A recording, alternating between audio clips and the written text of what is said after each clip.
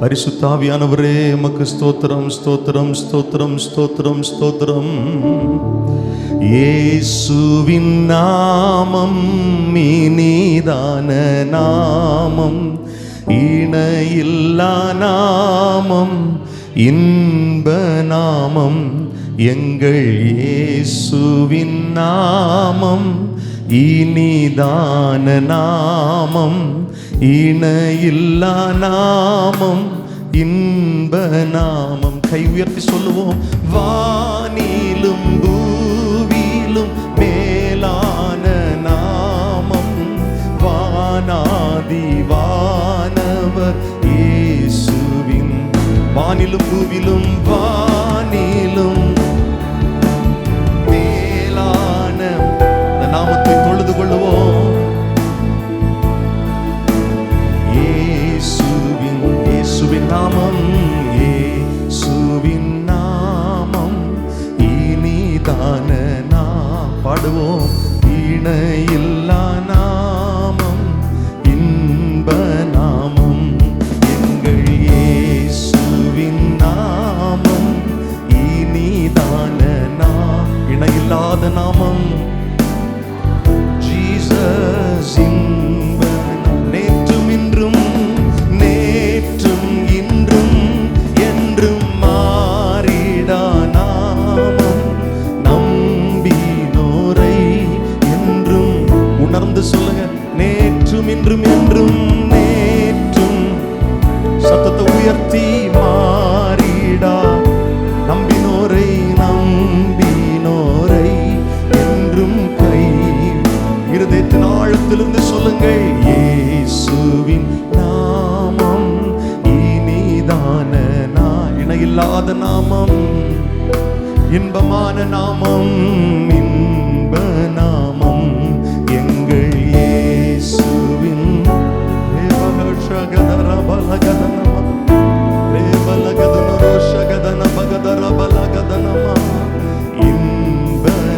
முழங்கால் யாவும், முழங்கால் யாவும் முடங்கிடும் நாமம், மூன்றில் ஒன்றாக ஜொலிப்பவர் நாம். முழங்கால் யாவும், முழங்கால் ஓ சத்தமாய் இணைந்து சொல்லுவோம். மூன்றில் ஜொலிப்பவர், ஜொலிப்பவர் நாம். இயேசுவின், இயேசுவின் நாமம் இனிதான நாம், இணையில்லாத நாமம், இன்பமான நாமம். அந்த நாமத்தை தொழுது கொள்ளுவோம். எங்கள் இயேசுவின். கரங்களை உயர்த்தியே சொல்லுவோமா? பயபக்தியோடு ஆண்டுடைய சமூகத்தில். இணையில்லா நாம். ஹல்லேலூயா. சாத்தானின் சேனையை, சாத்தானின் சேனையை ஜெயித்திட்ட நாம். சாப பிசாசை துரத்திடும் நாமம், துரத்திடும். ஹல்லேலூயா. சாத்தானின் ஜெயித்திட்ட நாமம், சாப பிசாசை துரத்திடும். இயேசுவின் நாமம், இயேசுவின் நாமம் இனிதான நாம், இணையில்லாத நாமம். ஓ மகிமை உங்களுக்கு ராஜா. இயேசுவே எங்கள் இயேசுவின். உணர்ந்து சொல்லுங்கள், உள்ளத்திலிருந்து சொல்லுங்கள். இணையில்லா நாமம், இன்ப நாமம், இணையில்லா நாமம், இன்ப நாமம். ஹல்லேலூயா, ஹல்லேலூயா. எல்லாரும் ஆராதிப்போமா? கரங்களை உயர்த்தி. அந்த இணையில்லாத நாமம், இயேசு என்கிற மேன்மையுள்ள நாமம். ஹல்லேலூயா. நம்மை ரட்சித்த நாமம், நம்மை விடுவித்த நாமம். நம்முடைய ஜெபங்கள் இயேசுவின் நாமத்தினால தானே கேட்கப்படுகிறது. அந்த நாமத்தை உயர்த்துவோம். கரங்களை உயர்த்தியே.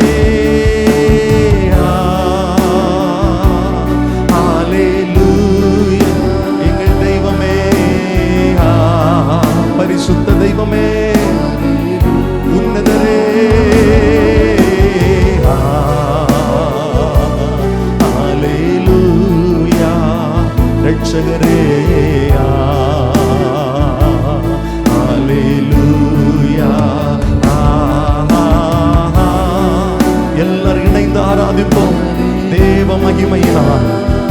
நம்முடைய ஆலயத்தை நிரப்புவாராக.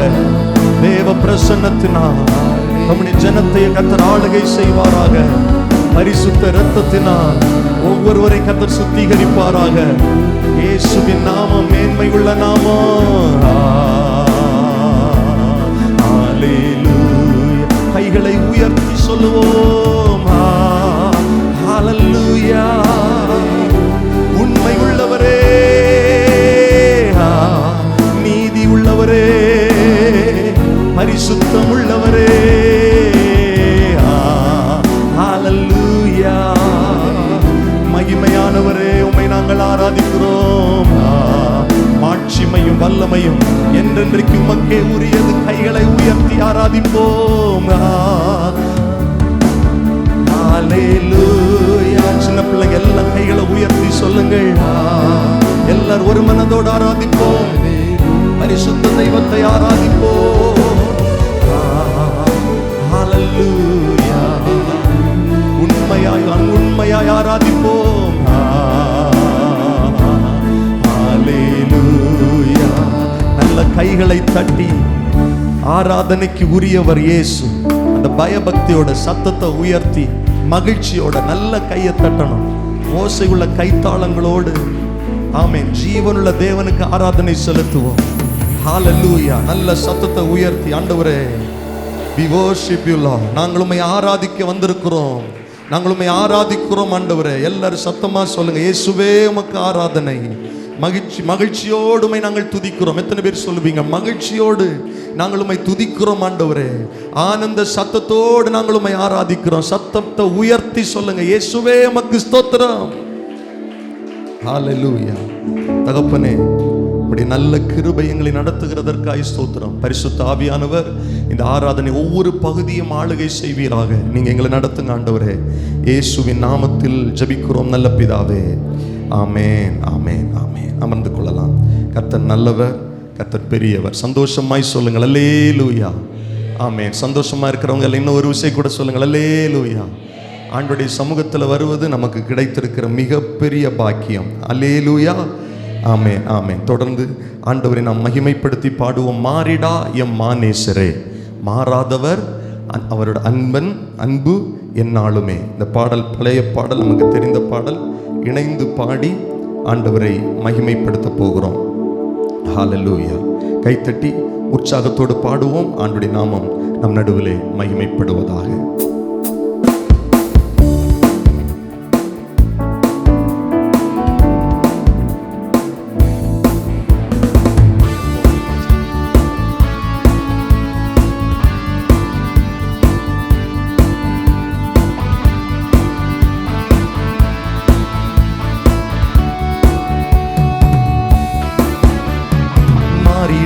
மானேசரே, மாறாதவர் அன்பன் நாளுமே.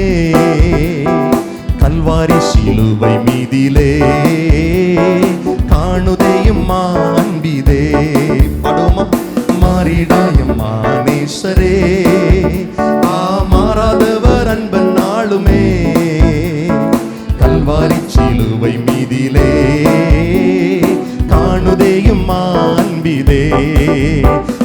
இயேசுவின் மகா அன்பிதே, அதின் ஆழம் அறியலாகுமோ? இதற்கு இணை ஏதும் வேறில்லையே, இணை ஏதும் வேறில்லையே. இதற்கு இணை ஏதும் வேறில்லையே, இணை ஏதும் வேறில்லையே.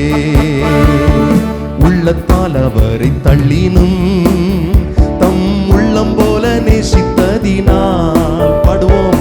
அல்லல் யாவும் அகற்றிடவே ஆதிதேவன் பலியானாரே. உள்ளத்தால் அவரை தள்ளினும் தம் உள்ளம் போல நேசித்ததினால் அல்லல் யாவும் அகற்றிடவே ஆதிதேவன் பலியானாரே. சொல்லுவோம். இயேசுவின் மகா அன்பிதே, அதின் ஆழம் அறியலாகுமோ? இதற்கு இணை ஏதும் வேறில்லையே, இணை ஏதும் வேறில்லையே. இதற்கு இணை ஏதும் வேறில்லையே,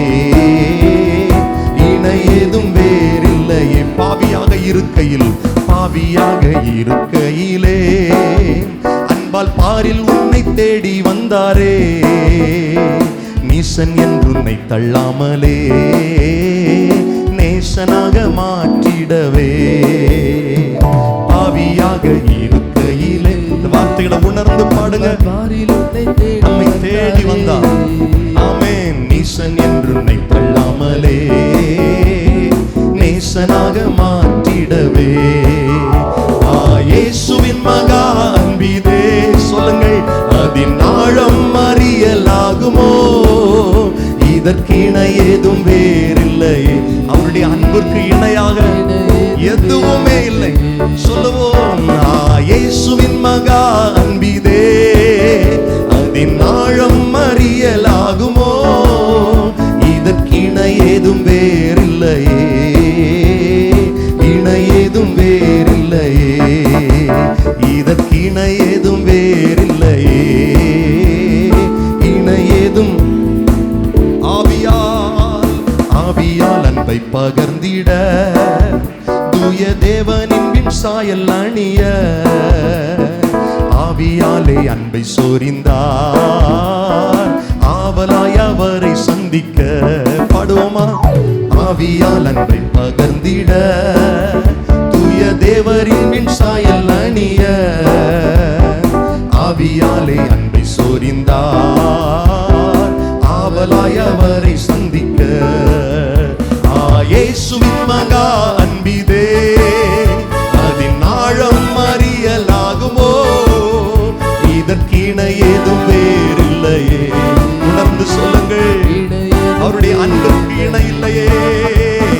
இயேசுவின் மகா அன்பிதே, அதின் ஆழம் அறியலாகுமோ? இதற்கிணை ஏதும் வேறில்லையே, இணை ஏதும் வேறில்லையே, இதற்கிணை ஏதும் வேறில்லையே, இணை ஏதும் வேறில்லை. நியாய விதி தினமதிலே, நியாய விதி தினமதிலே நீயும் நீலையாகும் தைரியம் பெறவே. பூரணமாய் அன்பு பெருக, புண்ணியரின் அன்பு வல்லதே. நியாய விதி தினமதிலே நீயும் நீலையாகும் தைரியம் பெறவே. பூரணமாய் அன்பு பெருக, புண்ணியரின் அன்பு. இயேசுவின் மகா, இயேசுவின் மகா, ஓ ஜீசஸ், ஹalleluya.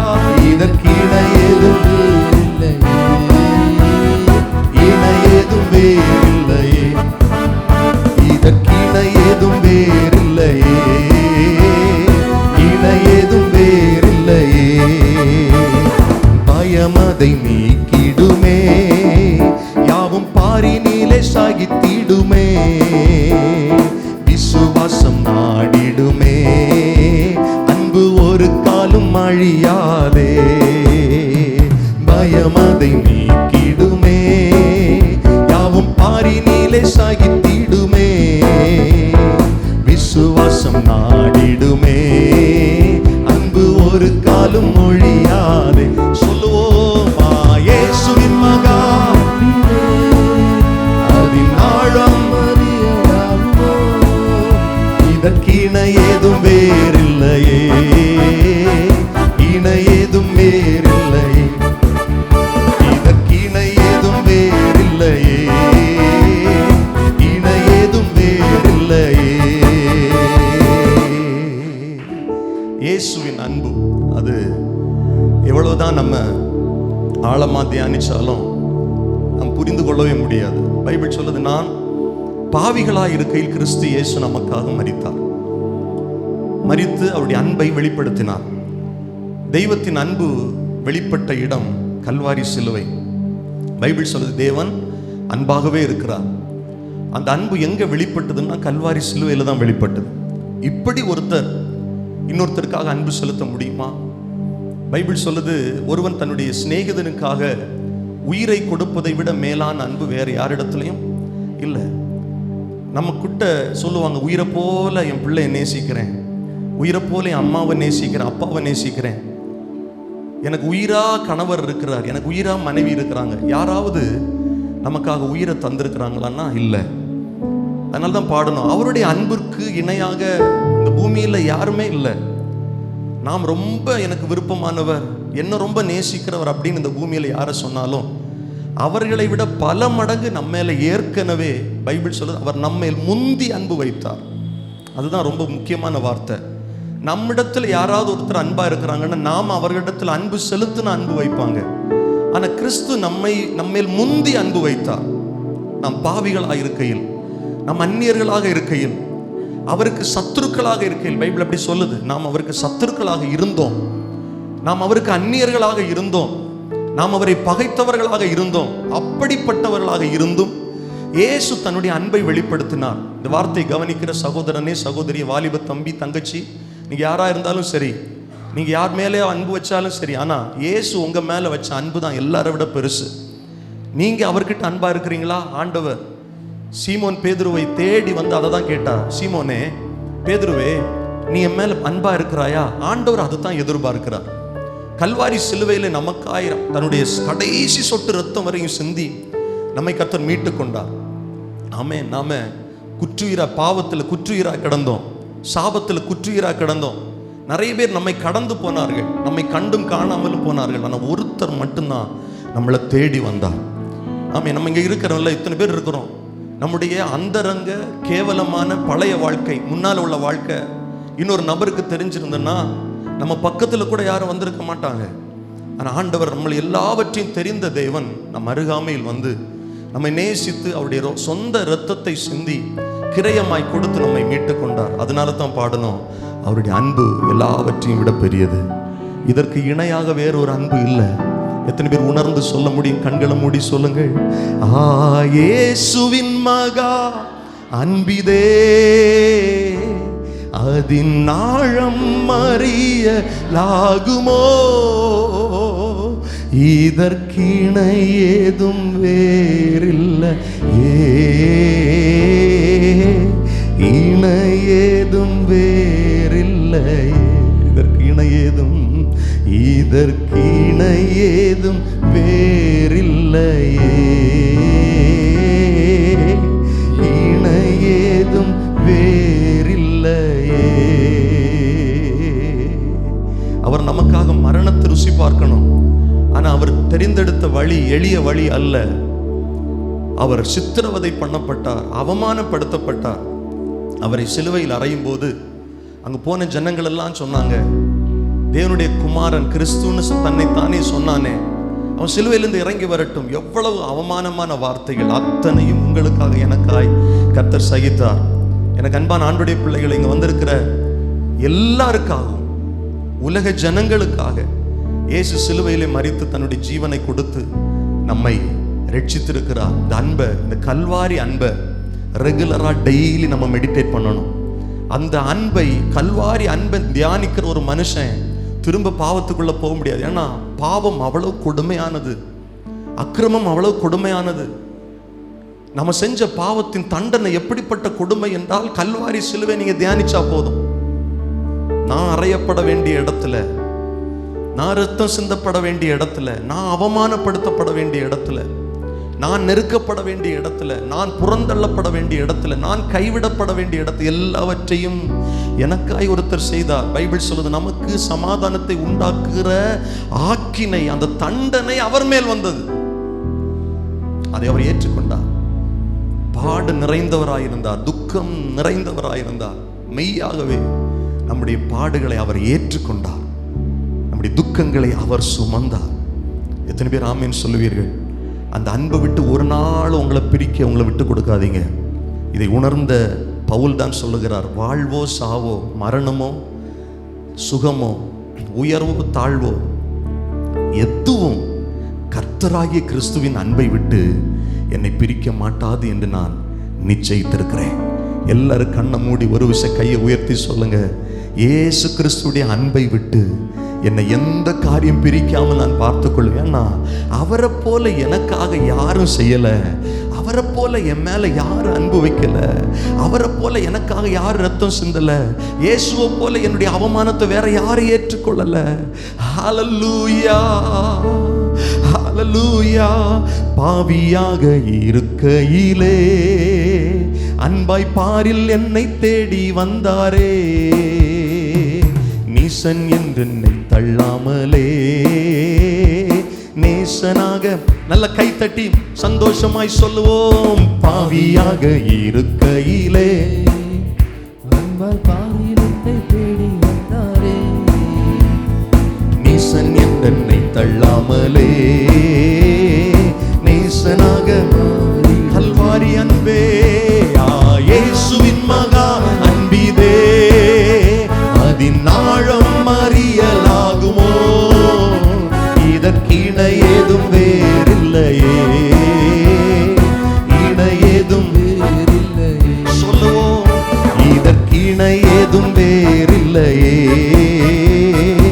இணை ஏதும் வேறில்லையே. உள்ளத்தால் உள்ளத்தால் அவரை தள்ளினும் தம் உள்ளம் போல நேசித்ததினால் அல்லல் யாவும் அகற்றிடவே ஆதிதேவன் பலியானாரே. எனக்காய் சொல்லுங்கள். உள்ளத்தால் அவரை தள்ளினும் தம் உள்ளம் போல நேசித்ததினால் அல்லல் யாவும் அகற்றிடவே ஆதிதேவன். இயேசுவின் மகா அன்பு, இயேசுவின் மகா அன்பிதே, அதின் ஆழம் உணர்ந்து பாடணும். இதன் கீழே ஏதும் எல்லாம் அறிக்கை பண்ணுங்க. இயேசுவின் அன்பு, இயேசுவின் மகா அன்பிதே, அதின் ஆழம் அறியலாகுமோ, இதற்கிணை ஏதும் வேறில்லையே, இணை ஏதும் வேறில்லையே. மாறிடாயம்மா நேசரே, மாறாதவர் அன்பு நாளுமே, கல்வாரி சிலுவை மீதிலே காணுதேயும்மா அன்பிதே. தியானித்து பாடுங்க. மாறிடாயம்மா நேசரே, மாறாதவர் அன்பு நாளுமே, கல்வாரி சிலுவை மீதிலே காணுதேயும்மா.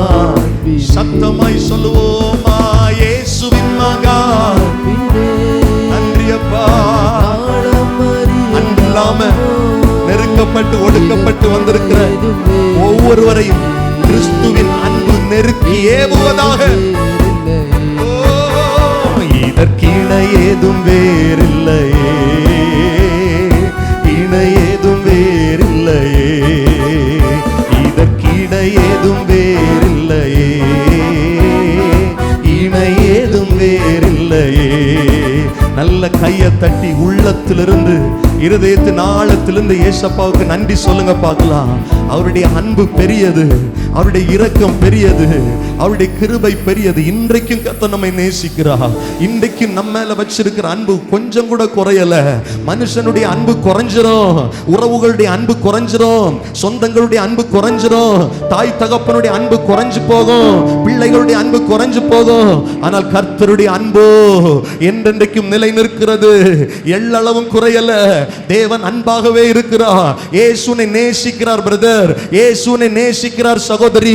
கர்த்தர் உண்மையில் அன்பாகவே இருக்கிறார். கல்வாரி சிலுவையிலே கர்த்தர் தன்னுடைய கடைசி சொட்டு இரத்தம் வரையும் சிந்தி மீட்டதற்கு ஒரு பெரிய திட்டம் இருக்கிறது, பெரிய நோக்கம் இருக்கிறது. என்னுடைய மகன், என்னுடைய மகள் என்று அவருடைய நினைவிலே கொண்டு நம்மை மீட்டிருக்கிறார். அந்த அன்பிற்காய் நல்ல கையை தட்டி வாயை திறந்து சத்தமாய் ஹல்லேலூயா, ஹல்லேலூயா, ஹல்லேலூயா.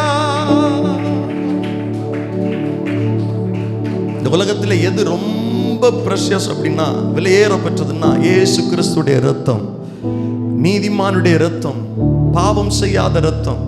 அந்த ரத்தம் எனக்காய் சிந்தப்பட்டது அப்படின்னா நான் எப்படி நினைக்கிறேன்னா, நான் அப்போ எவ்வளவு விலையேற பெற்றவனா இருக்கிறேன் கர்த்தருடைய பார்வையில். இங்கே இருக்கிற நம்ம எல்லாரும் எவ்வளோ விலையேற பெற்றவர்களாக இருக்கிறோம்ல. ஆமீன். விலை மதிப்பில்லாத அவ்வளவு அவ்வளவு விலையேற பெற்ற ரத்தம் நம்ம ஒவ்வொருவருக்காய் சிந்தப்பட்டது. ஹல்லேலூயா. நம்முடைய வேல்யூ என்ன தெரியுமா பிரதர்? நம்முடைய வேல்யூ என்ன தெரியுமா சகோதரிகளே? இயேசு கிறிஸ்துடைய ரத்தம் விலையேற பெற்றதுன்னா நாமளும் அவ்வளோ விலையேற பெற்றவர்கள் இயேசுடைய பார்வையில், தேவனுடைய பார்வையில். ஆமீன். உலகம் எப்படி வேணும்னாலும் நம்மளை நினைக்கலாம், அவருடைய பார்வையில் நாம் விலையேற பெற்றவர்கள். ஹல்லேலூயா. எதிரியை தூரத்திடும் ரத்தம் ஜெயம், என்னாலும் சுகம் தரும். எதிரியை தூரத்திடும், என்னாலும் சுகம் தரும். அதிகாரம் தந்திடும், அதிகாரம் தந்திடும். அதிசயம் செய்திடும், அதிசயம் செய்திடும். ஆமா, ஒரு சாதாரண மனுஷனுடைய ரத்தம் சிந்தப்பட்டா கொஞ்ச நேரத்தில் அது உறைஞ்சு போகும், அது பயனில்லாம போகும். அந்த 2000 வருஷத்துக்கு முன்னாலே சிந்தப்பட்ட இயேசுவின் ரத்தம் இன்றைக்கும் எனக்காய் பரிந்து பேசுகிறது, எனக்காய் இன்றைக்கும் ஆண்டுடைய சமூகத்தில் இருக்கிறது. நல்ல கையை தட்டி சொல்லுங்க, அதுதான் விலையேற பெற்ற ரத்தம். இயேசு கிறிஸ்துடைய ரத்தம் ஜெயம். அறிக்கை செய்து நல்ல கையை தட்டி உற்சாகமாய் பாடுவோம். இயேசுவின் ரத்தத்தை அறிக்கை செய்ய சத்துருடைய கிரியைகள் நம்மை விட்டு அகன்று போகும். இந்த இயேசு கிறிஸ்துடைய ரத்தம் தான் சகல பாவங்களை நீக்கி நம்மை சுத்திகரிக்க வல்லமை உள்ளதாக இருக்கிறது. ஹல்லேலூயா. கைகளை தட்டி ரத்தம் ஜெயம், ஆஹா ரத்தம் ஜெயம், ஓஹோ ரத்தம் ஜெயம், ஆஹா ரத்தம் ஜெயம். கல்வாரி இயேசுவின் ரத்தம் ஜெயம், என் காருண்ய தேவனின் ரத்தம் ஜெயம். பாடுவோம். கல்வாரி இயேசுவின் ரத்தம் ஜெயம், காருண்ய தேவனின் ரத்தம் ஜெயம். எதிரியை தூரத்திடும் ரத்தம் ஜெயம், என்னாலும் சுகம் தரும் ரத்தம் ஜெயம். எதிரியை தூரத்திடும் ரத்தம் ஜெயம். பாடுவோம். என்னாலும் சுகம் தரும் ரத்தம் ஜெயம். அதிகாரம் தந்திடும் ரத்தம் ஜெயம், அதிகாரம் சாத்தானின் மேல் அதிகாரம். அதிசயம் செய்திடும் ரத்தம் ஜெயம். ஆமென். அதிசயம். நல்ல கையை தட்டி நம்பிக்கையோடு சொல்லுங்கள், ரத்தம் ஜெயம், ஆஹா ரத்தம் ஜெயம், ஓஹோ ரத்தம் ஜெயம், ஆஹா ரத்தம் ஜெயம். கல்வாரி இயேசுவின் ரத்தம் ஜெயம், என் காருண்ய தேவனின் ரத்தம் ஜெயம். பாடுவோம். கல்வாரி இயேசுவின் ரத்தம் ஜெயம், காருண்ய தேவனின் ரத்தம் ஜெயம். பாவங்கள் போக்கிடும் ரத்தம் ஜெயம், என்னை பரிசுத்தமாக்கிடும் ரத்தம் ஜெயம். பாவங்கள் போக்கிடும் ரத்தம் ஜெயம், பரிசுத்தமாக்கிடும் ரத்தம் ஜெயம். சாபங்கள் நீக்கிடும் ரத்தம் ஜெயம், சாபங்கள் நீக்கிடும் ரத்தம் ஜெயம். சமாதானம் தந்திடும் ரத்தம் ஜெயம், நமக்கு சமாதானம். நல்ல கைகளை தட்டி பாடுவோம். ரத்தம் ஜெயம், ஆஹா ரத்தம் ஜெயம், ஓஹோ ரத்தம் ஜெயம், ஆஹா. கல்வாரி இயேசுவின் ரத்தம் ஜெயம். பாடுவோம். காருண்ய தேவனின் ரத்தம் ஜெயம், கல்வாரி இயேசுவின் ரத்தம் ஜெயம், காருண்ய தேவனின் ரத்தம் ஜெயம். ரத்தம் ஜெயம், ஆஹா ரத்தம் ஜெயம், ரத்தம் ஜெயம். கல்வாரி இயேசுவின் ரத்தம் ஜெயம், காருண்ய தேவனின் ரத்தம் ஜெயம். கல்வாரி இயேசுவின் ரத்தம் ஜெயம், காருண்ய தேவனின் ரத்தம் ஜெயம். நமக்காய் பரிந்து பேசும் ரத்தம் ஜெயம், நாள்தோறும் பாதுகாக்கும் ரத்தம் ஜெயம். பாடுவோம். நமக்காய் பரிந்து பேசும் ரத்தம் ஜெயம், நாள்தோறும் பாதுகாக்கும் ரத்தம் ஜெயம். நீதிமானாக்கிடும் ரத்தம் ஜெயம். பாடுங்கள். நீதிமானாக்கிடும் ரத்தம் ஜெயம். நித்திய ஜீவன் தரும் ரத்தம் ஜெயம், நமக்கு நித்திய ஜீவன். விலையேற பெற்ற ரத்தம், ரத்தம் ஜெயம், ஆஹா ரத்தம் ஜெயம், ஓஹோ ரத்தம் ஜெயம், ஆஹா ரத்தம் ஜெயம், கல்வாரி இயேசுவின் ரத்தம் ஜெயம், காருண்ய தேவனின், எல்லாரும் பாடுவோம், கல்வாரி இயேசுவின் ரத்தம் ஜெயம், காருண்ய தேவனின் ரத்தம் ஜெயம். விடுதலை விடுதலை தருகின்ற ரத்தம் ஜெயம், வெற்றி மேல் வெற்றி தரும் ரத்தம் ஜெயம், விடுதலை தருகின்ற வெற்றி மேல் வெற்றி மேல் வெற்றி தரும் ரத்தம் ஜெயம், பலவீனம் நீக்கிடும் ரத்தம் ஜெயம், பாடுவோம், பலவீனம் நீக்கிடும் ரத்தம் ஜெயம், என்னை பலவானாய் மாற்றிடும். நம்பிக்கையோடு சொல்லுங்கள், பலவானாய் இயேசுவின் ரத்தம் ஜெயம், ரத்தம் ஜெயம், ஆஹா ரத்தம் ஜெயம், ஓஹோ ரத்தம் ஜெயம், ஆஹா ரத்தம் ஜெயம், கல்வாரி இயேசுவின் ரத்தம் ஜெயம், என் காருண்ய தேவனின் ரத்தம் ஜெயம், கல்வாரி. எல்லாரும் எழுந்து நின்று ரத்தம் ஜெயம், உண்மையாய் சொல்லுவோம், காருண்ய தேவனின் ரத்தம் ஜெயம், பிரிவினை நீக்கிடும் ரத்தம் ஜெயம், பிளவுகள் போக்கிடும் ரத்தம் ஜெயம், பிரிவினை நீக்கிடும் ரத்தம் ஜெயம், பிளவுகள் போக்கிடும் ரத்தம் ஜெயம், ஒப்புரவாக்கிடும் ரத்தம் ஜெயம், ஒப்புரவாக்கிடும் ரத்தம் ஜெயம், ஒரு மனமாக்கிடும் ரத்தம் ஜெயம், ஒரு மனமாக்கிடும்.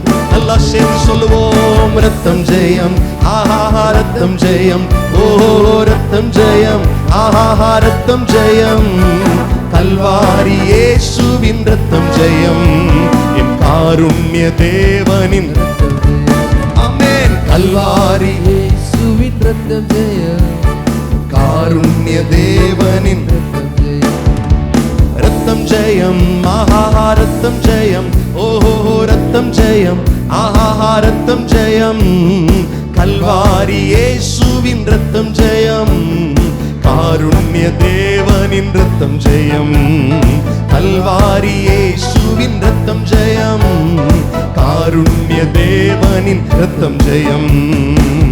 எல்லாரும் நல்ல கைகளை தட்டி வாய் திறந்து இயேசு கிறிஸ்துடைய ரத்தத்தை அறிக்கை பண்ணுங்க பார்க்கலாம். நமக்கு விடுதலை தருகிற ரத்தம் இயேசு கிறிஸ்துடைய ரத்தம். பாவத்திலிருந்தும் சாபத்திலிருந்தும் நரகத்திலிருந்தும் நம்மை விடுதலையாக்கி இருக்கிற ரத்தம். நல்ல கை தட்டி விடுதலையோடு ஆராதிங்க பார்க்கலாம். அது விலையேற பெற்ற ரத்தம், இயேசு கிறிஸ்துடைய ரத்தம். ஹல்லேலூயா. நமக்காய் சிந்தப்பட்ட ரத்தம். நல்ல வாய் திறந்து சொல்லுங்க, எதிரியை வீழ்த்துகிற ரத்தம், ஆட்டுக்குட்டியானுடைய ரத்தம். ஆமென். வாதை நம்மை மேற்கொள்ளாமல் நம்மை பாதுகாக்கிற ரத்தம். எல்லாம் அறிக்கை பண்ணணும், இயேசுவின் ரத்தம், இயேசுவின் ரத்தம். என் பாவங்களை நீக்கி என்னை சுத்திகரிக்கணுமே, இயேசுவின் ரத்தம். என் சாபங்களை மாற்றணுமே. எத்தனை பேர் நம்பிக்கையோடு சொல்ல முடியும், இயேசுவின் ரத்தம் எனக்கு விடுதலையை தரணுமே, இயேசுவின் ரத்தம் இன்றைக்கும் எனக்காய் பரிந்து பேசுகிறது, அதற்காய் ஸ்தோத்திரம். எல்லாரும் சொல்லுங்க பார்க்கலாம். இயேசு சிலுவையிலே சிந்தின ரத்தத்தினால நமக்கு பிதாவாகிய தேவனோடு ஐக்கியமாய் இருக்கிறது. இயேசு சிலுவையிலே சிந்தின ரத்தத்தின் மூலமாக நமக்கு சமாதானம் உண்டாயிருக்கிறது. நல்ல வாய் திறந்து ஸ்தோத்திரத்தோடு கர்த்தரை மகிமைப்படுத்துங்க. இது கர்த்தரை ஆராதிக்கிற நேரம், கர்த்தரை மகிமைப்படுத்துகிற நேரம். ஆவியின் களிகூறுதலோடு சத்தத்தை உயர்த்தி எந்த எதிர்பார்ப்பும் இல்லாமல் மற்றவர்களை வேடிக்கை பார்க்காம இருதயத்தின் ஆழத்திலிருந்து கர்த்தரை உயர்த்துற நேரம். வாய் திறந்து அவருடைய அன்பிற்காக, இயேசு கிறிஸ்துவின் இரத்தத்திற்காக, இயேசு கிறிஸ்துடைய கல்வாரி சிலுவைக்காக, அவருடைய பாடுகளுக்காக பாவிகளாய் இருந்த நம்மை தேடி கிறிஸ்து இயேசு வந்து நம்மை ரட்சித்து அபிஷேகம் பண்ணி இன்றைக்கு அவருடைய பிள்ளையாக மாற்றி இருக்கிறாரு. அவருடைய பார்வையில் நம்மை நீதிமானாக மாற்றி இருக்கிறாரு. இதற்கு ஒரே ஒரு ரீசன், அவருடைய ரத்தம். அவருடைய ரத்தம் தான் இன்னைக்கு நமக்கு இந்த தைரியத்தை கொடுத்திருக்கிறது. இயேசுவின் ரத்தம் தான் இன்னைக்கு நம்மை கிருபாசன தண்டையில கொண்டு வந்திருக்கிறது. அதை உணர்கிறவர்கள் இன்னும் சத்தமா கரங்களை தட்டி வாய் திறந்து கர்த்தரை மகிமைப்படுத்துவோம். ஹல்லேலூயா, ஹல்லேலூயா, ஹல்லேலூயா. Thank you அப்பா, உம்மை நாங்கள் ஆராதிக்கிறோம். பரிசுத்தரே, நாங்கள் உம்மை மகிமைப்படுத்துகிறோம். Hallelujah. Thank you Jesus. Thank you Jesus. அப்படி ரெண்டு கரங்களை உயர்த்தி சொல்லுங்க, ஆண்டவரே, நான் செய்த ஒவ்வொரு காரியங்களை நீங்க அறிஞ்சிருக்கிறீங்கப்பா. இப்பொழுது என்னுடைய பாவங்கள் அற என்னை கழுவுங்க. எத்தனை பேர் சொல்ல முடியும்? என்னை சுத்திகரிங்க. என் சிந்தனையினால் நான் செய்த பாவங்கள், என் எண்ணங்களினால் நான் செய்த பாவங்கள், என் செயல்களினால் நான் செய்த பாவங்கள், சூழ்நிலைகள் நிமித்தம் உம்மை மறுதலித்த அனுபவங்கள், ஆண்டவரே என்னை மன்னிங்க. இந்த தாழ்மையை கர்த்தர் எதிர்பார்க்கிறார். தான்புடைய சமூகத்தில் தாழ்த்துவதை கர்த்தர் எதிர்பார்க்கிறார். இன்றைக்கும் நம்மை பரிசுத்தப்படுத்த அவருடைய இரத்தம் வல்லமை உள்ளதாக இருக்கிறது. நம்மை தூய்மைப்படுத்த அவருடைய இரத்தம் வல்லமை உள்ளதாக இருக்கிறது. ஓரி பகஷகடதரமலகதனா இரத்தமே சிந்தப்பட்ட இரத்தமே, விலையேற பெற்ற வல்ல இரத்தம், இயேசு கிறிஸ்துவின் இரத்தமே, எனக்கு விலையாக சிந்தப்பட்டதே. இரத்தமே சிந்தப்பட்ட இரத்தமே, விலையேற பெற்ற வல்ல இரத்தமே. பாப்பா இயேசு கிறிஸ்துவின் இரத்தமே, எனக்கு விலையாக சிந்தப்பட்டதே. என் அருமை இரட்சகர் இயேசு கிறிஸ்துவுக்கு துரோகி யூதாஸ் ஒரு விலையை பேசினான். ஒரு அடிமையுடைய விலை வெறும் 30 வெள்ளி காசு. அப்படிப்பட்ட பல துரோகிகளுக்காக இயேசு எதை விலையா கொடுத்தாரு தெரியுமா? அவருடைய விலையேற பெற்ற இரத்தத்தை கொடுத்தார். இதுதான் அவருடைய அன்பு. காட்டி கொடுத்த யூதாசே சொல்றாரு, சிநேகிதனே சிநேகிதனே, மனுஷகுமாரன முத்தத்தில் அளவா காட்டு கொடுக்கிறாய். உலகம் அவருக்கு கொடுத்த பரிசு வெறும் அடிமையின் விலை. ஆனா வெறுமையாய் அடிமையாக்கப்பட வேண்டிய நமக்கு அவர் கொடுத்த விலை விலையேற பெற்ற இரத்தம். நல்ல கையை தட்டி அந்த விலையேற பெற்ற இரத்தத்திற்காக, அவருடைய அன்பிற்காக, இயேசு கிறிஸ்துடைய மீட்புக்காக நல்ல கைகளை தட்டி வாயை திறந்து ஹல்லேலூயா. இதுக்கு நாங்க என்ன திரும்ப தருவோம் ஆண்டவரே. ஆண்டவரே, எங்கள் ரட்சிப்பின் பாத்திரத்தை எடுத்துக்கொண்டு உம்முடைய நாமத்தை தொழுது கொள்ளுகிறதை தவிர வேற எங்களுக்கு எதுவும் தெரியாது. உம்முடைய இரத்தத்திற்கு இணையாக உமக்கு எதுவும் நாங்கள் செலுத்த முடியாது. எங்கள் வாழ்க்கையை உமக்காக கொடுக்கிறோம் என்று எத்தனை பேர் சொல்ல முடியும்? என் வாழ்நாளை உமக்காக தருவேன், என்னுடைய வாழ்க்கையை உமக்காக தருவேன், என் நேரத்தை உமக்காக தருவேன், என் தாளந்துகளை உமக்காக தருவேன். ஆண்டவரே, எதை கொடுத்தால் அந்த இரத்தத்திற்கு இணையாகாதே.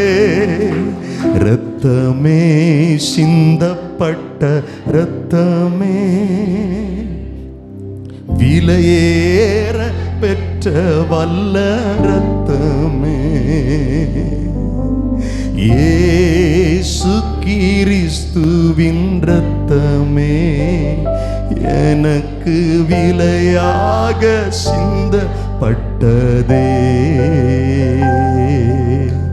இரத்தமே சிந்தப்பட்ட இரத்தமே, விலையேற பெற்ற வல்ல இரத்தமே, இயேசு கிறிஸ்துவின் இரத்தமே. சொல்லுங்கள், எனக்கு விலையாக சிந்தப்பட்டதே. இரத்தமே சிந்தப்பட்ட இரத்தமே, விலையேற பெற்ற இரத்தமே, இரத்தமே சிந்தப்பட்ட இரத்தமே, எனக்கு விலையாக சிந்தப்பட்டதே. கைகளை உயர்த்தியே, இரத்தமே சிந்தப்பட்ட இரத்தமே, விலையேற பெற்ற இரத்தமே, இரத்தமே சிந்தப்பட்ட இரத்தமே, எனக்கு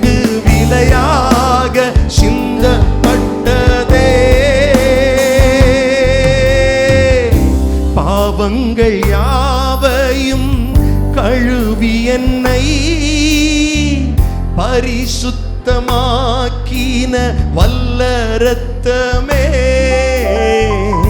பாவங்கள் யாவையும் கழுவி என்னை பரிசுத்தமாக்கின வல்ல இரத்தமே, சுத்த மனசாட்சியை எனக்கு தந்து, சுத்த மனசாட்சியை எனக்கு தந்து, சுத்திகரித்த பரிசுத்த இரத்தமே, சுத்திகரித்த பரிசுத்த இரத்த. கரங்களை உயர்த்தி சொல்லலாமா? இரத்தமே, சிந்தப்பட்ட இரத்தமே, விலையேற பெற்ற வல்ல இரத்தமே, இயேசு கிறிஸ்துவின் இரத்தமே, எனக்கு விலையாக சிந்தப்பட்டதே. இரத்தமே, இரத்தமே, சிந்தப்பட்ட இரத்தமே, விலையேற பெற்ற வல்ல இரத்தமே, இயேசு கிறிஸ்துவின் இரத்தமே, எனக்கு விலையாக. கைகளை உயர்த்தி இணைந்து சொல்லுவோம். இரத்தமே, சிந்தப்பட்ட இரத்தமே,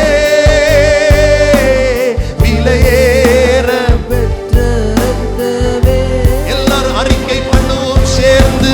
இரத்தமே, சிந்தப்பட்ட இரத்தமே, எனக்கு விலையாக சிந்தப்பட்டதே. இரத்தமே, சிந்தப்பட்ட இரத்தமே, எனக்கு பெற்ற இரத்தமே, இரத்தமே, ரபகதரமலக ரேபலகத நமஷபகதரமகதரலகதரா ரேபலகத நமகஷகடதரபகதரா. நல்ல கையை தட்டி வாய் திறந்து அவருடைய இரத்தத்திற்காய், அவருடைய மீட்பிற்காய், அவருடைய மீட்பின் திட்டத்திற்காய் எல்லாரும் கர்த்தருக்கு நன்றி சொல்லுவோம். ஹalleluya, ஹalleluya. ஒரு காரியத்தை மட்டும் உங்களுக்கு ஞாபகப்படுத்த விரும்புறேன், கவனிங்க. எப்படி நம்மளை கர்த்தர் ரட்சித்தார் பாருங்க. எபிரேயர் 9வது அதிகாரம் 11வது வசனத்திலிருந்து சில வசனங்கள் உங்களுக்கு வாசிக்கிறேன், கவனிச்சா போதும். கிறிஸ்துவானவர் வரப்போகிற நன்மைகளுக்குரிய பிரதான ஆசாரியராய் வெளிப்பட்டு கையினால் செய்யப்பட்டதாகிய இந்த சிருஷ்டி சம்பந்தமான கூடாரத்தின் வழியாக அல்ல, பெரிதும் உத்தமமான கூடாரத்தின் வழியாகவும் வெள்ளாட்டுக்கடா, இளங்காளை இவைகளுடைய இரத்தத்தினாலே அல்ல, தம்முடைய சொந்த இரத்தத்தினாலும் ஒரே தரம் மகா பரிசுத்த ஸ்தலத்திலே பிரவேசித்து நித்திய மீட்பை உண்டு பண்ணியிருக்கிறார். அதப்படி எனில் காளை, வெள்ளாட்டுக்கடா இவைகளின் இரத்தமும் தீட்டுப்பட்டவர்கள் மேல் தெளிக்கப்படுகிற கடாரியின் சாம்பலும் சரீர சுத்தி உண்டாக்கும்படி பரிசுத்தப்படுத்துமானால் நித்திய ஆவியினாலே தம்மை தாமே பழுதற்ற பலியாக தேவனுக்கு ஒப்பு கொடுத்த கிறிஸ்துவனுடைய இரத்தம் ஜீவனுள்ள தேவனுக்கு ஊழியம் செய்வதற்கு உங்கள் மனசாட்சியை செத்த கிரியைகள் அற சுத்திகரிப்பது எவ்வளவு நிச்சயம். ஆமீன் சொல்றவங்க நல்ல கைகளை தட்டி, நல்ல சத்தத்தை உயர்த்தி, நல்ல வாயை திறந்து சத்தமா சத்தமா சத்தமா. குற்ற மனசாட்சிகள் நீங்க நம்மை சுத்திகரிக்கிற இரத்தம். இயேசு என்னை உங்களை பரிசுத்தப்படுத்தினா நம்மை குற்றப்படுத்துகிறவன் யார்? நம்மை குற்றப்படுத்துகிறவன் யார்? இயேசு கிறிஸ்துவுடைய இரத்தம் நம்முடைய பாவங்களை கழுவி நம்மை சுத்திகரிச்சா நம்மளை குற்றப்படுத்துகிறது யார்? இயேசுவின் இரத்தம் சகல பாவங்களை நீக்கி நம்மை சுத்திகரிக்க வல்லமை உள்ளதா இருக்கிறது. என் அன்பு சகோதரனே, சகோதரியே, இந்த ஜெப வேளையில, இந்த ஆராதனை வேளையில உன் பாவத்தை நீ உண்மையா அறிக்கை செய்வாய் என்றால் உன் குற்ற மனசாட்சிகளை நீக்கி உன்னை சுத்திகரிக்க இயேசுவின் இரத்தம் வல்லமை உள்ளதாக இருக்கிறது. நித்திய மீட்பை தந்த இயேசுவின் இரத்தம் வல்லமை உள்ளதாக இருக்கிறது. ஹalleluya, ஹalleluya. கடந்த வாரம் முழுவதும் கர்த்தர் கிருபையாய் நம்மை நடத்தினாரே. கரங்களை உயர்த்தி கர்த்தருக்கு நன்றி சொல்லுவோம். வருகிற வாரம் முழுவதும் கர்த்தர் நம்மை நடத்தும்படி கர்த்தரை ஸ்தோத்திரம் பண்ணுவோம். ஆண்டவரே, உம்மை ஸ்தோத்தரிக்கிறோம். இந்த வாரம் செய்கிற ஒவ்வொரு காரியங்கள் ஆண்டவருடைய கரம் இருக்கட்டும். எல்லாரும் கரங்களை உயர்த்தி நம்முடைய விசுவாச குடும்பங்களின் பாதுகாப்பிற்காய் ஸ்தோத்திரம் பண்ணுவோம். விபத்துகள், நாச மோசங்கள், அகால மரணங்கள் இவைகளிலிருந்து கர்த்தர் நம்மை விடுதலையாக்கும்படி, பாதுகாக்கும்படி, போகையிலும் வருகையிலும் பிரயாணங்களில் கர்த்தர் பாதுகாக்கும்படி ஸ்தோத்திரம் பண்ணுவோம். வெளிநாடுகளில், வெளியூர்களில் இருக்கிற ஒவ்வொருவரையும் கர்த்தர் பாதுகாக்கும்படி கர்த்தரை ஸ்தோத்திரம் பண்ணுவோம். ஹalleluya. சொந்தமான வீடு இல்லாதவர்களுக்கு கர்த்தர் சீக்கிரமான சொந்தமான வீட்டை கொடுத்து ஆசீர்வதிங்க ஆண்டவரே. எங்கள் விசுவாச குடும்பங்கள் இருக்கிற நெருக்கங்கள் எல்லாம் கர்த்தர் மாற்றுங்க ஆண்டவரே. எங்கள் சபையை சுற்றிலும் இருக்கிற கிராமங்கள் ரட்சிக்கப்பட ஜெபிக்கிறோம். ஆத்துமாக்கள் ரட்சிக்கப்பட ஜெபிக்கிறோம். தொடப்பட ஜெபிக்கிறோம். விடுதலை பெற ஜெபிக்கிறோம். கர்த்தருடைய கிருபை ஒவ்வொரு நாளும் தாங்கட்டும். ஊழியங்களை கர்த்தர் நடத்துங்க, ஆசீர்வதிங்க. எல்லாம் மகிமை உமக்கு தருகிறோம் ஆண்டவரே. எல்லாரும் கரங்களை உயர்த்தி நாளைக்கு மெட்ரிகுலேஷன் ஸ்கூல்ஸில் எக்ஸாம் ஆரம்பமாகுது. 12th பிள்ளைகள், நம்முடைய சபையில் பிள்ளைகள் எழுதுகிறாங்க எக்ஸாம். எல்லாரையும் கர்த்தர் தொடும்படியா, எல்லாரும் கர்த்தர் நல்ல ஞானத்தை கொடுக்கும்படியா கைகளை உயர்த்தி நல்ல மதிப்பெண்களோடு பிள்ளைகள் வெற்றி பெற கர்த்தர் இரக்கம் பாராட்டும்படியா ஸ்தோத்திரம் பண்ணுவோம். CBSE ஏற்கனவே ஆரம்பமாகிவிட்டது. எழுதி கொண்டிருக்கிற பிள்ளைகளை கர்த்தர் பலப்படுத்தும்படியா ஸ்தோத்திரம் பண்ணுவோம். தேர்வுகள் எழுதி கொண்டிருக்கிற, எழுத போகிற ஒவ்வொருவரையும் கர்த்தர் ஆசீர்வதிங்க, ஞானத்தை கொடுங்க. நல்ல மதிப்பெண்களோடு வெற்றி பெற கர்த்தர் கிருபை தாங்கப்பா. எல்லாம் மகிமை உங்களுக்கு தருகிறோம். இயேசுவின் நாமத்தில் ஜெபிக்கிறோம் நல்ல பிதாவே, ஆமென், ஆமென். எல்லாரும் முழங்கால் படிட்டு நாம் ஜெபிப்போம். நம்முடைய குடும்பங்களின் ஆசீர்வாதத்திற்காக, நம்முடைய தனிப்பட்ட வாழ்வின் ஆசீர்வாதத்திற்காக கர்த்தரோடு நாம் ஜெபிக்கிற நேரம். ஆண்டவர் நம்முடைய ஜெபங்களை கேட்க உண்மையும் வல்லமை உள்ளவராக இருக்கிறார். அவர் நம்முடைய ஜெபத்தை தள்ளாதவர். இந்த ஜெப நேரத்தில் நாம் ஜெபிக்கிற ஜெபங்களுக்கு கர்த்தர் பதில் தர உண்மை உள்ளவராக இருக்கிறார். பைபிள் சொல்லுது, உண்மையாய் தம்மை நோக்கி கூப்பிடுகிறவர்களுக்கு கர்த்தர் சமீபமாக இருக்கிறார். கூப்பிடுகிறவர்களுக்கு அல்ல, உண்மையாய் கர்த்தரை நோக்கி கூப்பிடுகிறவர்களுக்கு. இந்த ஜெப நேரத்தில் உண்மையாய் கர்த்தரை நோக்கி கூப்பிட போகிறோம். ஆமென். மனுஷனை பார்க்காதீங்க, பக்கத்தில் இருக்கிறவங்கள பார்க்காதீங்க. கர்த்தரை பார்த்து ஜெபிக்கிற நேரம், கர்த்தரை நோக்கி பார்க்கிற நேரம், ஆண்டுடைய சமூகத்தில் நாம் உறவாடுகிற நேரம். எல்லாரும் வாய் திறந்து ஸ்தோத்திரம் பண்ண ஆரம்பிங்க, ஜெபிக்க ஆரம்பிங்க. வெளியில் நிற்கிறவங்க, பின்னால் இருக்கிறவங்க, சகோதரர்கள், சகோதரிகள், எல்லாருடைய நேரம் இது. நீங்கள் ஜெபிக்கிற நேரம், உங்களுடைய நேரம். உங்கள் தனிப்பட்ட வாழ்வின் ஆசீர்வாதத்திற்காக நீங்கள் ஜெபிக்கிற நேரம். உங்களுடைய கடன் பிரச்சனைகள் மாற கர்த்தரிடத்தில் நீங்கள் சொல்லுகிற நேரம். உங்கள் வியாதிகள் மாற நீங்கள் வாயை திறந்து ஜெபிக்கிற நேரம். எல்லாரும் சத்தத்தை உயர்த்தி, ஆண்டவரே, ஆண்டவரே, நெருக்கங்களை நீங்கள் அறிஞ்சிருக்கிறீங்கப்பா, என் பாடுகளை நீங்கள் அறிஞ்சிருக்கிறீங்கப்பா. இவ்வளோ நேரம் நான் உங்களை துதித்தேன், பாடினேன், மகிமைப்படுத்தினேன், காணிக்கைகளால், தசம பாங்களால் உண்மை கனப்படுத்தினேன். இப்போ உங்களுடைய சமூகத்தில் என்னுடைய விண்ணப்பங்களை வைக்கிற ஆண்டவரே, என் ஜெபங்களை கேட்க நீர் உண்மை உள்ளவர் என்பதை நான் அறிந்திருக்கிறேன். என்னை தள்ளாதவர் என்பதை அறிந்திருக்கிறேன். என்னுடைய உணர்வுகளை புரிந்து கொண்டவர் என்பதை அறிந்திருக்கிறேன். எத்தனை பேர் ஆண்டுடைய சமூகத்தில் உற்சாகமாக ஜெபிக்கிறீங்க, உண்மையாக ஜெபிக்கிறீங்க, கண்ணீரோடு ஜெபிக்கிறீங்க? ஆமென். எல்லாரும் சத்தத்தை உயர்த்தி ஏசப்பான்னு கூப்பிட்டு ஜெபம் பண்ணணும். எல்லாரும் வாய் திறந்து ஜெபம் பண்ணணும். சின்ன பிள்ளைங்க, உங்களுடைய பெற்றோருக்காக ஜெபம் பண்ணலாம், உங்களுடைய வாழ்க்கைக்காக, ஆமென், உங்களுடைய ஞானத்திற்காக ஆண்டவரிடத்தில் கேட்கலாம். எல்லாரும் வாய் திறந்து கண்ணை மூடி எல்லாரும் ஜெபம் பண்ணுங்க பார்க்கலாம். ஏசப்பா, உங்களுடைய சமூகத்தில் சம்பூர்ண ஆசீர்வாதம் உண்டு. உங்களுடைய ஆலயத்திலிருந்து நீர் எங்களை ஆசீர்வதிக்கிறவர் ஆண்டவரே. எத்தனை பேர் உண்மையா ஜெபம் பண்றீங்க? ஆமென். ஹல்லேலூயா, ஹல்லேலூயா. உம்மை துதிக்கிறோம் ஆண்டவரே, உம்மை ஸ்தோத்தரிக்கிறோம், ஸ்தோத்தரிக்கிறோம், ஸ்தோத்தரிக்கிறோம். ஜெபிக்கிற ஒவ்வொருடைய வாழ்க்கையில் அற்புதங்கள் நடக்கட்டும். ஜெபிக்கிற ஒவ்வொருடைய வாழ்க்கையிலும் கர்த்தர் கிரியை நடப்பிப்பீராக.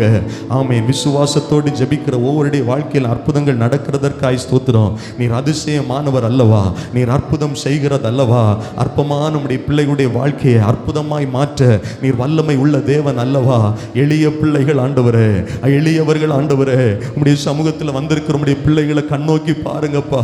உம்முடைய சமூகத்தில் வந்திருக்கிற உம்முடைய பிள்ளைகளை கருத்தாய் விசாரிக்கிற தேவனே, கண்ணோக்கி பாருங்க. இந்த நாளிலே அவர்கள் மனதார வாயிலிருந்து ஜெபிக்கிற ஒவ்வொரு ஜெபத்திற்கும், வாயை திறந்து சொல்லுகிற ஒவ்வொரு விண்ணப்பங்களுக்கும் கர்த்தர் செவி கொடுக்கிறதற்காய் ஸ்தோத்திரம்.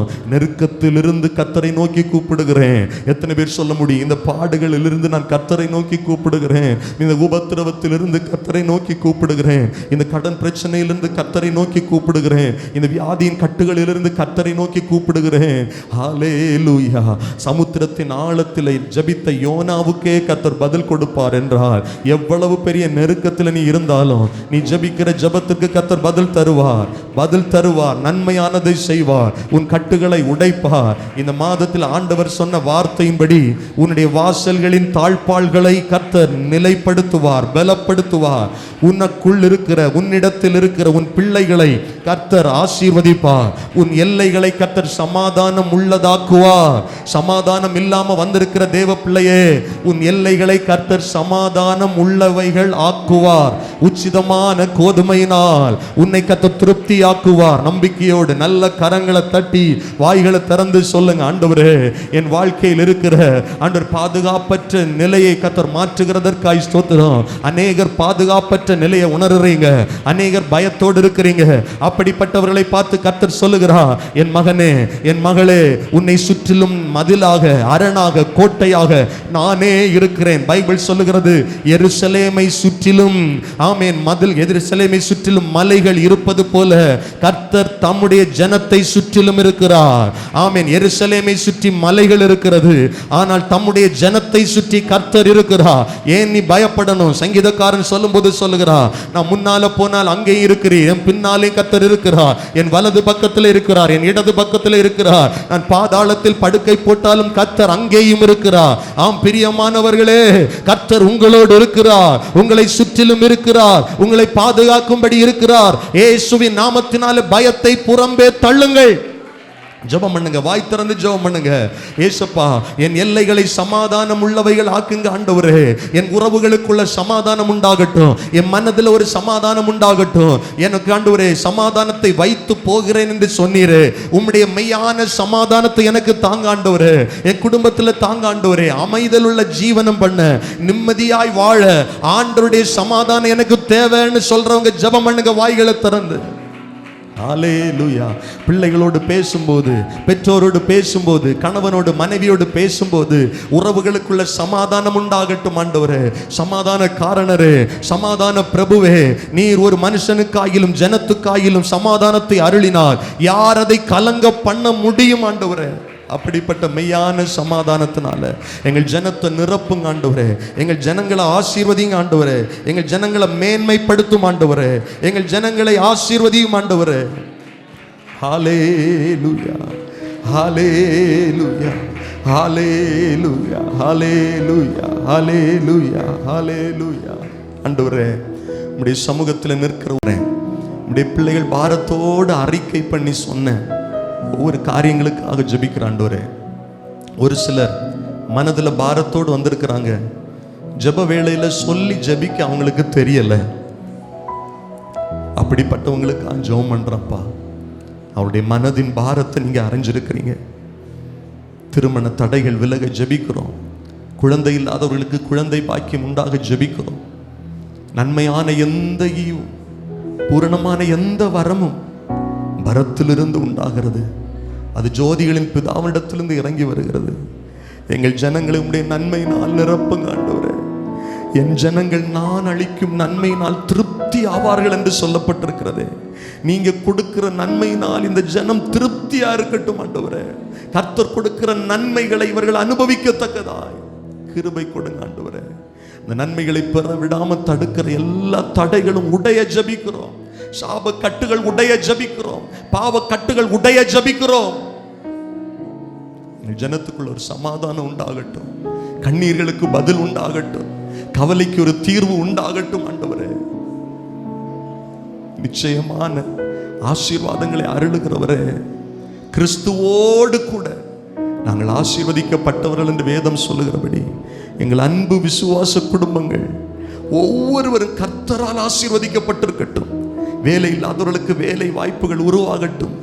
தொழில் ஆசீர்வாதம் இல்லாதவர்களுக்கு ஆண்டவரே தொழில்களில் ஆசீர்வாதம் உண்டாகட்டும், லாபங்கள் உண்டாகட்டும். வீண் செலவுகள் வராமல் பாதுகாத்துக் கொள்ளுங்கப்பா. ஆண்டவரே, நெடுநாளாய் சில காரியங்களுக்காக எங்கள் ஜனங்கள் காத்திருக்கிறார்கள். அப்படிப்பட்ட காரியத்தில் கர்த்தர் அற்புதம் செய்யுங்க. வீடுகளில் ரட்சிப்பு உண்டாகட்டும் ஆண்டவரே, குடும்பங்களில் ரட்சிப்பு உண்டாகட்டும், குடும்ப ஜெபம் உண்டாகட்டும், குடும்ப ஐக்கியம் உண்டாகட்டும், குடும்பங்களுக்குள்ள ஒரு மனம் உண்டாகட்டும். எல்லா சத்துருடைய கிரியைகளும் விலகி போக நாமத்தினால் பாரத்தோடு ஜெபிக்கிறப்பா. வியாதியோடு வந்திருக்கிறவர்களுக்கு பரிபூர்ணமான விடுதலையை கொடுங்கப்பா. அநேகர் சொல்லுகிற அவதூறுகள், அநேகர் சொல்லுகிற நிந்தையான பேச்சுகளினால மனதில் பாரத்தோடு நிற்கிற எங்கள் ஜனத்தினுடைய மனதின் பாரத்தை மாற்றுங்க ராஜா. கிருபை கொடுங்க ஆண்டவரே. நம்ம எல்லாரும் அப்படி எழுந்து நிற்கலாமா? கர்த்தர் நம்முடைய ஜெபங்களை கேட்கிறவர். ஹalleluya. Thank you Jesus. உம்மை மறந்து வாழ்ந்தவன் நான், அது உமக்கே தெரியும். உம்மை மறுதலித்தவன் நான், இதை உலகே அறியும். உம்மை மறந்து வாழ்ந்தவன் நான், அது உமக்கே தெரியும். உம்மை மறுதலித்தவன் நான், இதை உலகே அறியும்.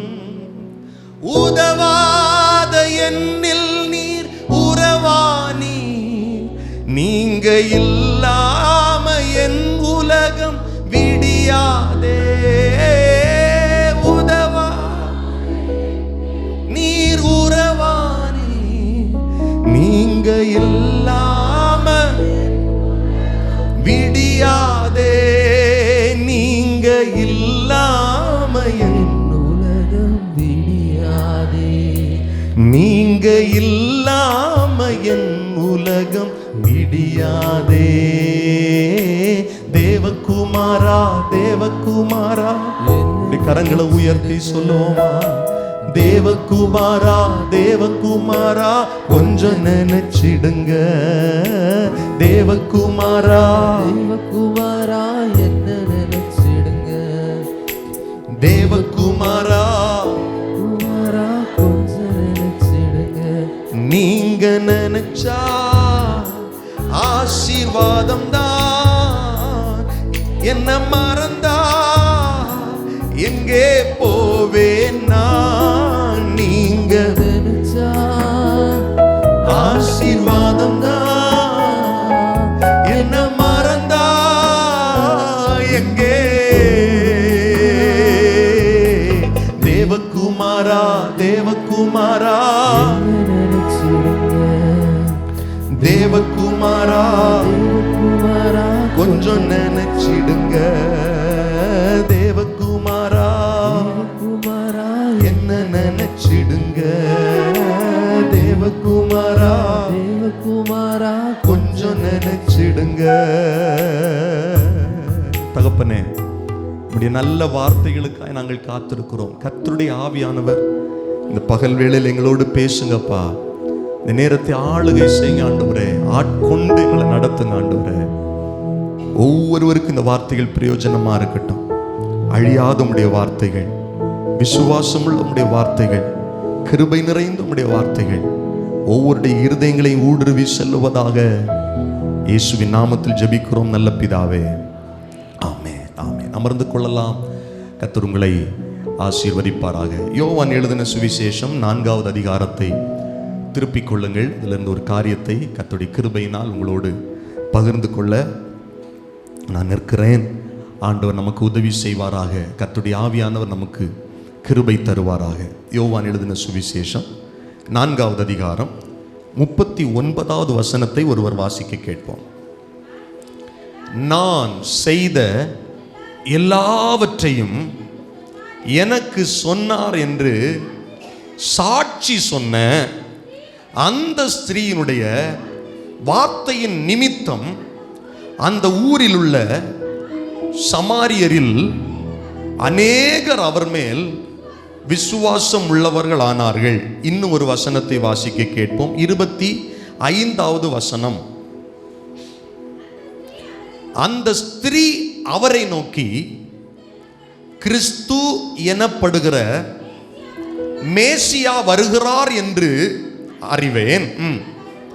அவர் வரும்போது எல்லாவற்றையும் நமக்கு அறிவிப்பார். எல்லாவற்றையும் நமக்கு அறிவிப்பார். நான் செய்த எல்லாவற்றையும் எனக்கு சொன்னார். எல்லாவற்றையும் அறிவிக்கிறவர் நான் செய்த எல்லாவற்றையும் எனக்கு சொன்னார். இந்த பகல் வேளையில் கர்த்தரை ஆராதிக்க வந்திருக்கிற தேவனுடைய பிள்ளைகளே, நாம் செய்த எல்லாவற்றையும் நமக்கு சொல்லுகிறவர் ஒருவர் தான் இருக்கிறார். நான் செய்த எல்லாவற்றையும் என் மனைவி அறியவில்லை, நான் செய்த எல்லாவற்றையும் என் அம்மா அறியவில்லை, நான் செய்த எல்லாவற்றையும் என் தகப்பன் கூட அறியவில்லை, நான் செய்த எல்லாவற்றையும் என்னுடைய பெஸ்ட் ஃப்ரெண்டு கூட அறியவில்லை, அவர்கள் எனக்கு சொல்லவில்லை. ஆனால் என்னுடைய எல்லாவற்றையும் அறிந்த ஒருவர் இருக்கிறார். அவர் இயேசு கிறிஸ்து. அவர் நம் நடுவில் இருக்கிறார். அவர் மேசியா, அவர் கிறிஸ்து. கொஞ்சம் வால்யூம் ரெடியூஸ் பண்ண, மேல மேல. ஆமே. நான் சொன்ன, நான் செய்த எல்லாவற்றையும் எனக்கு அறிவித்தார். உங்களுக்கு தெரியுமா, ஆண்டவராகிய இயேசு கிறிஸ்துவை பற்றி ஒரு சுவிசேஷ ஊழியத்தை செய்தவர் இந்த சமாரியா பெண். முதல் முறையாக சமாரியாவில் அப்போஸ்தலர் நடபடிகளில் பிலிப்புவின் மூலமாக சமாரியாவில் ஒரு பெரிய எழுப்புதல் உண்டானது. ஆண்டவர் அப்போஸ்தலர்களுக்கு கொடுத்த வார்த்தை நிமித்தம் அப்போஸ்தலர் 1:8 பரிசுத்த ஆவியானவர் உங்களிடத்தில் வரும்போது நீங்கள் பலன் அடைந்து முதல்ல எருசலேமில் சாட்சியா இருப்பீங்க. அதுதான் பேதுருவை குறித்து நம்ம தியானித்தோம். பேதுரு எருசலேமில் கர்த்தருடைய உயிர்த்தெழுதலை குறித்து, கர்த்தருடைய மரணத்தை குறித்து, அவருடைய வருகையை குறித்து பழைய ஏற்பாட்டு தீர்க்க தரிசன புஸ்தகத்தில் சொல்லப்பட்ட வார்த்தையை விளக்கி காண்பித்து ஜனங்கள் ரட்சிக்கப்படுவதற்கு, எழுப்புதலுக்கு ஒரு காரணமாக அமைந்தார். அது மெதுவாக யூதேயா முழுவதிலும் பரவுகிறது. யூதேயா தேசம் முழுவதிலும் பரவுகிறது. ஸ்தேவான் இப்படிப்பட்ட ஊழியர்களை கொண்டு கர்த்தர் வல்லமையாய் பயன்படுத்தினார். சாதாரணமான பந்தி விசாரிப்பு ஊழியத்திற்கு தெரிந்தெடுக்கப்பட்ட பிலிப்பு, அவனை கொண்டு சமாரியா பட்டணத்தில் ஆண்டவர் ஒரு பெரிய அசைவை உண்டு பண்ணினார். அற்புதங்களினாலும் அடையாளங்களினாலும் சுவிசேஷ வசனங்களினாலும் பைபிள் சொல்லுது சமாரியாவில் ஒரு பெரிய சந்தோஷம் உண்டானது. கர்த்தருக்கு சித்தமானால் இன்னும் ஒரு நாள் அதை குறித்து விளக்கமாக உங்களுக்கு போதிக்க விரும்புகிறேன். ஆனால் அதுக்கு முன்னாலேயே இயேசு வாழ்ந்த காலத்திலேயே இயேசுவின் மேலே அந்த சமாரியா பட்டணத்தில் இருந்த அநேகர் கர்த்தரிடத்தில் விசுவாசம் உள்ளவர்களானார்கள். இயேசு கிறிஸ்துவுடைய 3.5 வருடகால ஊழியத்தில் இயேசு 2 நாள் சமாரியாவில் தங்கி ஊழியம் செய்திருக்கிறார். கவனிங்கள் எனக்கு அன்பான ஆண்டுடைய பிள்ளைகளே, அதற்கு முதலாவது இயேசு பயன்படுத்தின ஒரு பாத்திரம் உடைந்த பாத்திரம், உடைக்கப்பட்ட பாத்திரம், சமாதானம் இல்லாமல் வாழ்ந்த ஒரு பாத்திரம், சமுதாயத்தால் ஒதுக்கப்பட்ட ஒரு பாத்திரம், வாழ்க்கையில் திருப்தி அடையாத ஒரு பாத்திரம், அர்த்தமில்லாத வாழ்க்கை வாழ்ந்து கொண்டிருந்த ஒரு பாத்திரம். இந்த வேத பகுதியை அழகாக தியானித்து பார்க்கும்போது எவரையும் ரட்சிக்க இயேசு போதுமானவர் என்று விளங்கும்.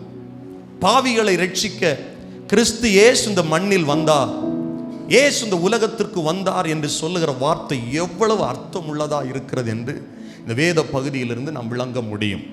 எனக்கு அன்பான ஆண்டுடைய பிள்ளைகளே, நமக்கு இருக்கிற எல்லாவற்றையும், நாம் செய்த எல்லாவற்றையும் அறிந்து நமக்கு வெளிப்படுத்துகிறவர் நம்முடைய இயேசு. என்னுடைய செய்தியின் ஆரம்பத்திலே உங்களுக்கு ஒரு காரியத்தை சொல்ல விரும்புகிறேன். ஆண்டவராகிய இயேசு கிறிஸ்துவை பற்றி எனக்கு சுவிசேஷம் சொல்ல தெரியல, வசனத்தை மற்றவங்களுக்கு சொல்ல தெரியல, அப்படி யாராவது இந்த இடத்துல நீங்கள் இருப்பீங்கன்னா உங்களுக்கான ஒரு செய்தி என்னன்னா, நீங்கள் சுவிசேஷ பிரசங்கமோ வசனமோ சொல்றதை விட இந்த சமாரியா ஸ்திரீ சொன்னது போல தன்னுடைய சாட்சியை சொன்னார். நமக்கு கர்த்தர் என்ன செஞ்சார்? இந்த இடத்துல வந்திருக்கிற எல்லாருக்கும் கர்த்தர் ஏதோ ஒரு காரியத்தை செஞ்சிருக்கிறார், ஏதோ ஒரு நன்மையை செஞ்சிருக்கிறார், ஏதோ ஒரு காரியத்தை வெளிப்படுத்தி இருக்கிறார். அதை நீங்க மற்றவங்கிட்ட சொன்னா போதும். பைபிள் சொல்லுகிறது, சமாரியா ஸ்திரீ தனக்கு கர்த்தர் சொன்னதை, தன்னுடைய வாழ்க்கையில் ஏற்பட்ட மாற்றத்தை தான் சொன்னாங்க. அந்த சாட்சியை கேட்டு அநேகர் இயேசுவின் மேல் விசுவாசம் வைத்தார்கள். கவனிங்க, யோவான் 4வது அதிகாரம் அதனுடைய 4வது வசனத்தை நான் உங்களுக்கு வாசிக்கிறேன். அவர் சமாரியா நாட்டில் வழியாய் போக வேண்டியதிருந்தபடியால், 5வது வசனம், யாக்கோபு தன் குமாரனாகிய யோசேப்புக்கு கொடுத்த நிலத்திற்கு அருகே இந்த சமாரியாவில் உள்ள சீகார் எனப்பட்ட ஊருக்கு வந்தார். அங்கே யாக்கோபுடைய கிணறு இருந்தது. இயேசு பிரயாணத்தினால் இளைப்படைந்தவராய் அந்த கிணற்றின் அருகே உட்கார்ந்தார். அப்பொழுது ஏறக்குறைய 6ஆம் மணி வேளையாய் இருந்தது. இயேசு யூதேயாவை விட்டு மறுபடியும் கலிலேயாவுக்கு போகிறார். அந்த பிரயாணத்தில் இடையில சமாரியா இருக்கிறது. குறிப்பாகவே இயேசு வாழ்ந்த காலத்தில் இருந்த யூதர்கள் இப்ப யூதேய எருசலேமில் இருந்து திரும்ப இஸ்ரவேலின் வடக்கு பகுதிக்கு போனோம் அப்படின்னா, இயேசு வாழ்ந்த பகுதி கலிலேயா, இஸ்ரவேலுடைய வடக்கு பகுதி, யூதேயா தெற்கு பகுதி, ரெண்டுமே ரெண்டு எக்ஸ்ட்ரீம் எண்டு. இப்போ இந்தியாவுக்கு சொல்லணும்னா கன்னியாகுமரி, காஷ்மீர் இருக்கிறது போல எக்ஸ்ட்ரீம் எண்டு. இப்போ இங்கிருந்து அங்கே பயணம் போனோம்னா யூதர்கள் பொதுவாகவே சமாரியா வழியாக போனால் ஈஸியாக போயிடலாம், டிஸ்டன்ஸ் கம்மி தான். ஆனால் சமாரியா வழியாக போகிற பாதை மலை பிரதேசம், கொஞ்சம் ஏறி போனோம், கொஞ்சம் கஷ்டமாக இருக்கும். ஆனால் டிஸ்டன்ஸ் கொஞ்சம் கம்மி. யூதர்கள் சமாரியா வழியாக போக மாட்டாங்க. ஏன்னா யூதர்கள் சமாரியர்களை அருவருப்பாக நினைத்தார்கள். அவர்கள் வாழுகிற பகுதியில் தங்களுடைய காலே படக்கூடாதுன்னு நினைப்பாங்க. ஏன் அப்படின்னா, இந்த சமாரியார்கள் ஒரு காலத்தில் இஸ்ரவேலர்களாக இருந்தவர்கள், இஸ்ரவேலர்கள் தான்.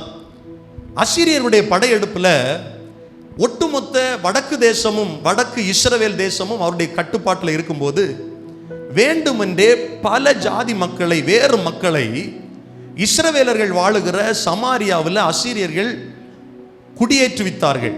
இதன் மூலமாக அங்கிருந்த இஸ்ரவேலர்கள் பெண் கொண்டும் பெண் எடுத்தும் கலப்பு திருமணம் செய்ததுனால இந்த சமாரியர்களை யூதர்கள் வெறுத்தார்கள். இவங்க ஒரிஜினலா இஸ்ரவேலர்கள் கிடையாது, இவங்க நியாயப்பிரமாணத்தை மீறிட்டாங்க, இவங்க அருவருப்பானவங்க, இவங்க கலப்பு திருமணம் செஞ்சுட்டாங்க அப்படின்னு வெறுத்த காலம் அது.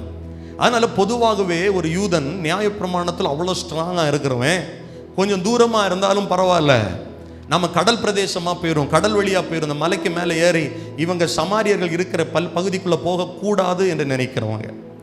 பைபிள் சொல்லுது, இயேசு தன்னுடைய பிரயாணத்தில் அந்த வழியாய் போக வேண்டியதாய் இருந்ததுனால யாக்கோபுடைய கிணற்றின் அருகே இளைப்படைந்தவராய் உட்கார்ந்தார்.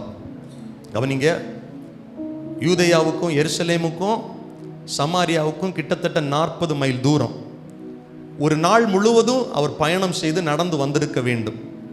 இளைப்படைந்தவராய் அமர்ந்திருந்தார் என்றால், ஆண்டவராகிய இயேசு கிறிஸ்து, நாம் ஆராதிக்கிற இயேசு கிறிஸ்து இந்த உலகத்தில் இருக்கும்போது அவர் 100% மனிதனாகவும் இருந்தார் என்பதற்கு இது ஒரு உதாரணம்.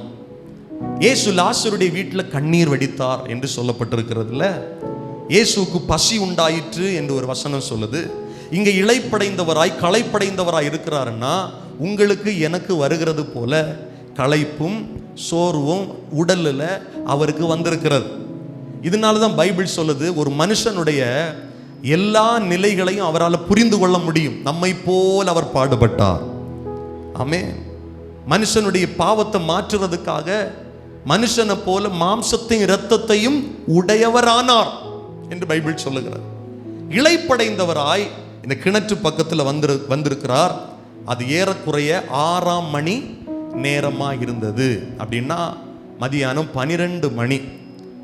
6ஆம் மணி நேரத்தில் இளைப்படைந்தவராய் இருந்தார். 7வது வசனம், அவருடைய சீஷர்கள் போஜன பதார்த்தங்களை கொள்ளும்படி ஊருக்குள்ளே போயிருந்தார்கள். அப்போ லிட்டரலா இந்த வசனங்கள் தெளிவாக சொல்லுது, அவருக்கு பசி இருந்திருக்கு, கூட வந்த சீஷர்களுக்கு பசி இருந்திருக்கு. கிணற்றின் அருகே உட்கார்ந்து கொஞ்சம் தண்ணி குடிச்சு கொஞ்சம் நல்ல இளைப்பாரி சாப்பாடெல்லாம் சாப்பிட்டுட்டு திரும்ப அடுத்த பிரயாணத்தை துவங்கலாம் அப்படின்னு யோசிச்சிருப்பாங்க. கவனிங்க, பைபிள் சொல்லுது 8வது வசனம், அப்பொழுது சமாரியா நாட்டாளாகிய ஒரு ஸ்திரீ தண்ணீர் மொள்ள வந்தாள். இயேசு அவளை நோக்கி தாகத்துக்கு தா என்றார். கவனிங்க, இந்த நேரத்தில் பொதுவாகவே யாரும் தண்ணி எடுக்க வரமாட்டாங்க. காரணம், வெயில் பயங்கரமாக இருக்கும் அந்த இடத்துல. காலையில் வருவாங்க, இல்லைன்னா ஈவினிங் வருவாங்க. இந்த பெண் அந்த நேரத்தில் அந்த இடத்துக்கு வந்ததற்கு காரணம் என்னன்னா, மற்றவர்கள் என்னை பார்த்துடக்கூடாது, மற்றவர்கள் இருக்கும்போது நான் இந்த இடத்துல வந்தால் என்னை பற்றி விசாரிப்பாங்க, என்னை பற்றி கேட்பாங்க, என் வாழ்க்கை அவ்வளவு நல்லா இல்லை, என் வாழ்க்கை அவ்வளவு மோசமாக இருக்கிறது, மற்றவர்களை போல நான் சரியில்லை, வாழலை, மற்றவர்கள் வெளியில இப்படி காமிக்கிறது போல என்னால் காமிக்க முடியலை, மற்றவரிடத்துல பேசவே எனக்கு முடியல, பிடிக்கல. 6ஆம் மணி நேரத்தில் அவள் வந்திருக்கிறாள். இயேசு அவளிடத்துல கேட்கிறார், எனக்கு தாகத்துக்கு தா. 9வது வசனம் சொல்ல, யூதர்கள் சமாரியருடனே சம்பந்தம் கலவாதவர்களாக இருந்தபடியினால் சமாரியா ஸ்திரீ நீர் யூதனாய் இருக்க அப்படின்னா, அவருடைய தோரணை, அவருடைய பேச்சு, அவருடைய உடை, இவைகள் சமாரிய பெண்ணுக்கு எப்படி அடையாளம் காண்பிக்கிறது என்றால் அவர் ஒரு யூதன். சொல்றாங்க, நீ யூதனா இருக்க சமாரியா ஸ்திரீ ஆகிய என்னிடத்தில் தாகத்துக்கு தா என்று எப்படி கேட்கலாம்? எங்க ஊர்ல நீங்க வரவே மாட்டீங்க, எங்க ஊர்ல உங்க காலடியே படாது, என்கிட்ட வந்து சமாரிய பெண்ணா இருக்கிறேன் என்று உமக்கு தெரியுது, நீர் ஒரு யூதனா இருக்கிறீர், எனக்கிட்ட நீர் எப்படி கேட்கலாம்?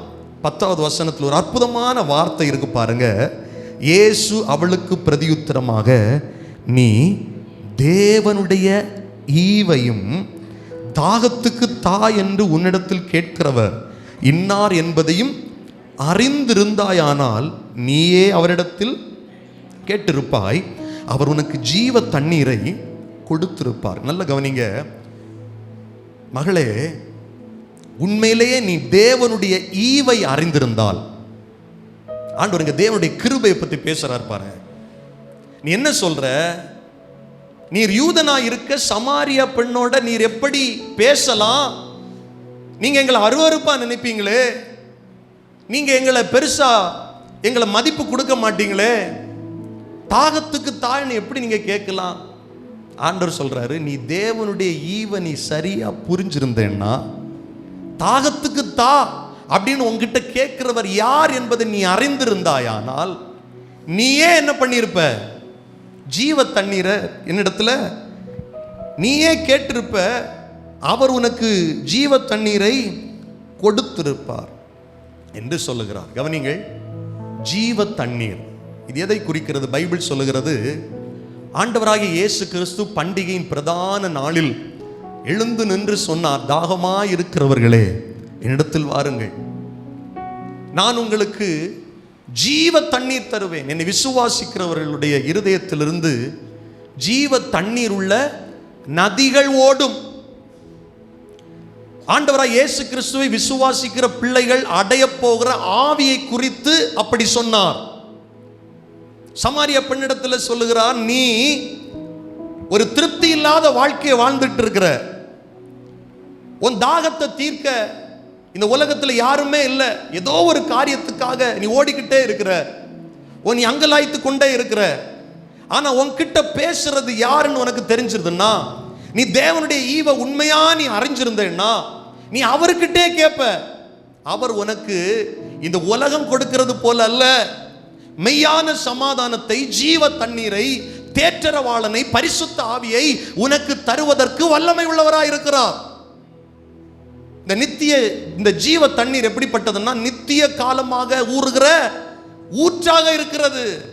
நீ வந்திருக்கிறிய இந்த யாக்கோபுடைய கிணறு, உன்னுடைய முற்பிதா என்று மெச்சிக்கொள்ளுகிற யாக்கோபு வெட்டின கிணறு, இந்த கிணற்றிலிருந்து தண்ணியை மொண்டு நீ அருந்த வந்திருக்கிறாய், குடிக்க வந்திருக்கிறா. இந்த தண்ணியை நீ குடிச்சா திரும்ப உனக்கு தாகம் வரும். ஆனால் நீ யார்கிட்ட பேசிட்டு இருக்கிற தெரியுமா? அவர் உனக்கு கொடுக்கிற ஜீவ தண்ணீர், அந்த பரிசுத்த ஆவியானவர், அவர் உனக்குள்ள வந்தாருன்னா உனக்கு திரும்ப தாகம் வராது, அதில் ஒரு திருப்தி இருக்கும். அல்லேலூயா சொல்லுங்க. உலகம் நம்முடைய தாகத்தை தீர்க்க முடியாது.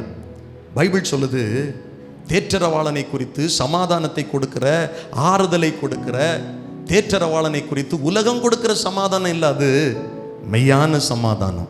ஆமீன் சொல்லுங்க. உலகம் ஒரு நாள் சமாதானத்தை கொடுக்கும், இன்னொரு நாள் துன்பத்தை கொடுக்கும். ஒரு நாள் நமக்கு ஆதரவா இருக்கும், இன்னொரு நாள் ஆதரவு இல்லாம இருக்கும்.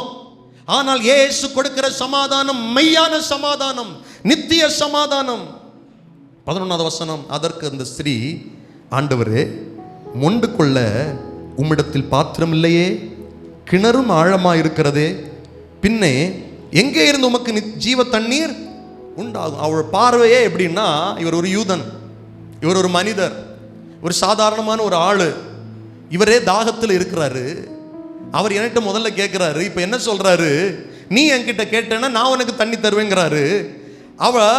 அவருடைய வெளி தோற்றத்தை பார்த்து சொல்றா, உங்ககிட்ட ஆண்டவரே பாத்திரம் இல்லை, கிணறு ஆழமா இருக்கு, எங்க இருந்து தண்ணி உங்களால தர முடியும்? 12வது வசனம், இந்த கிணற்றை எங்களுக்கு தந்த நம்முடைய பிதாவாகிய யாக்கோபை பார்க்கல நீர் பெரியவரா? எப்படி பேசுறா பாருங்க. நாங்க எப்படி சொல்றோம் தெரியுமா? ஆபிரகாமின் தேவன், ஈசாக்கின் தேவன், யாக்கோபின் தேவன், எங்கள் முற்பிதாக்களை விட நீர் பெரியவரா? இயேசு தன்னுடைய ஊழிய காலத்துல உபதேசம் பண்ணும்போது, ஜனங்களிடத்துல பேசும்போது சொல்லுவார், யாரெல்லாம் அவங்க பெரியவங்க அப்படின்னு நினைச்சாங்களோ அவங்கள விட பெரியவர் நான் என்பதாய் சொன்னார். சாலமோனை விட பெரியவர் இங்கு இருக்கிறார், யோனாவை விட பெரியவர் இங்கு இருக்கிறார். நீங்க நினைக்கிறீங்களே எருசலேமில் ஒரு பெரிய தேவாலயம் இருக்குன்னு, தேவ ஆலயத்தை விட பெரியவர் இங்க இருக்கிறார் இயேசு. இவ கேட்கிறா, எங்களுக்கு தண்ணியை காலங்காலமாக கொடுத்துருக்கிற இந்த கிணற்றை வெட்டுன எங்க முற்பிதாவாகி யாக்கோபை விட நீர் பெரிய மனுஷன் ஐயா, என்ன பேசுறாரு? அந்த தொனியில, அந்த தோரணையில பேசுறான்.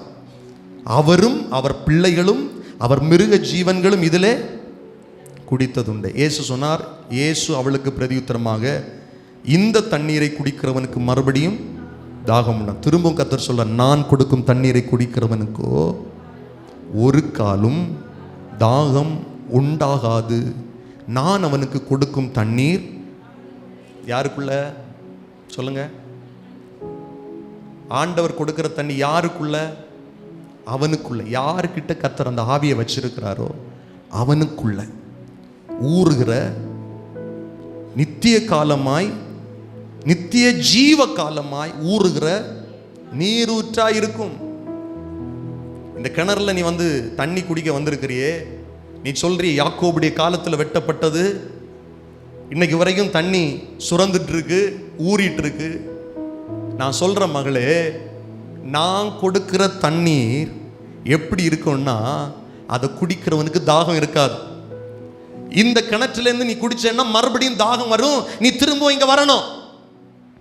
இன்னைக்கு ஒரு குடம் 2 குடம் எடுத்துட்டு போவ, நாளைக்கு உன் தாகத்துக்கு திரும்ப இந்த இடத்துல வந்துட்டு நீ எடுத்துட்டு போனோம். ஆனால் நான் கொடுக்கிற தண்ணீர் எப்படிப்பட்டதா இருக்குன்னா, அதை நீ பருகினா உனக்கு திரும்ப தாகமும் வராது, உனக்கு உள்ள அது நித்திய காலமாய் ஊறுகிற ஜீவ ஊற்றாக இருக்கும். அதான் ஆண்டவர் சொன்னார், என்னை விசுவாசிக்கிறவருடைய உள்ளத்திலிருந்து என்ன ஊறும்? ஜீவ தண்ணீர் உள்ள நதிகள் அப்படின்னு சொன்னார். உள்ளத்திலிருந்து நான் கொடுக்கிற தண்ணீரை குடிச்சா உனக்கு தாகமும் இருக்காது, அது நித்திய ஜீவ காலம் ஊறுகிற ஜீவ. உடனே அந்த ஸ்திரீ சொல்ற, அவரை நோக்கி, ஆண்டவரே, எனக்கு தாகம் உண்டாகாமலும் நான் இங்கே மொண்டு கொள்ள வராமலும் இருக்கும்படி அந்த தண்ணீரை எனக்கு தர வேண்டும். எனக்கு அன்பான ஆண்டுடைய பிள்ளைகளே, உலகத்தில் மனுஷனுக்கு பலவிதமான தாகம். பணத்துக்கு மேல தாகம், அதிகாரத்துக்கு மேல தாகம், இல்ல பொருளுக்கு மேல தாகம், மனுஷனுக்கு மேல தாகம், இச்சையில தாகம், சொத்து சேர்க்கிறதுல தாகம், இன்னும் சொல்லிக்கிட்டே போல. அந்த தாகங்கள் ஒரு நாளும் அந்த மனுஷனை திருப்திப்படுத்தவே முடியாது. கோடி கணக்கில் பணம் உண்டாக்குறவனுக்கு தாகம் தீராது, இன்னும் பல கோடி சம்பாதிக்கணும். வீடு கட்டுறவங்களுக்கு தாகம் தீரல, இன்னும் 4 வீடு கட்டணும். அதிகாரம் இருக்கிறவங்களுக்கு இந்த அதிகாரம் போதாது, இன்னும் நான் மேல போனோம். பதவியில் இருக்கிறவங்களுக்கு இவ்வளவு பதவி இருந்தா போதாது, இன்னும் நான் பயங்கரமா பதவி அனுபவி. தாகம் தீரவே செய்யாது. உலகத்துல மனுஷனுடைய தாகம் தீராது. இந்த ஸ்திரீ சொல்றா, ஆண்டவரே, எனக்கு திரும்ப தாகம் வராம இருக்கும்படி நீங்க இப்ப சொன்னீங்களே அந்த ஜீவ தண்ணீர் எனக்கு தாங்க, திரும்ப இந்த இடத்துல வராம இருக்கிறதுக்கு அந்த தண்ணீரை தாங்க, தர வேண்டும் என்று சொன்ன உடனே 16வது வசனம் பாருங்க. இயேசு அவளை நோக்கி, நீ உன் புருஷனை இங்கே அழைத்து கொண்டு வா. இயேசு சொல்றாரு, உனக்கு தண்ணி தரேன், நீ என்ன பண்ணு, உன் ஹஸ்பண்டை கூட்டிட்டு வா. அவ சொல்றா, அதற்கு அந்த ஸ்திரீ, எனக்கு புருஷன் இல்லை. இயேசு அவளை நோக்கி, உனக்கு புருஷன் இல்லை என்று நீ சொன்னது சரிதான். ஒரு வார்த்தை தான் சொல்றா, எனக்கு இல்லைங்கிறா, உள்ளதை உள்ளபடி சொல்றா. அல்ல கவனிங்க, ஆண்டவரிடத்துல உள்ளதை உள்ளபடி சொல்லணும்.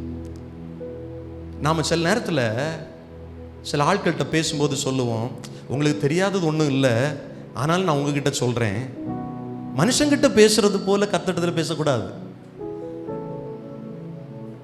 ஆண்டவருக்கு எல்லாம் தெரியும், ஓப்பனா பேசணும்.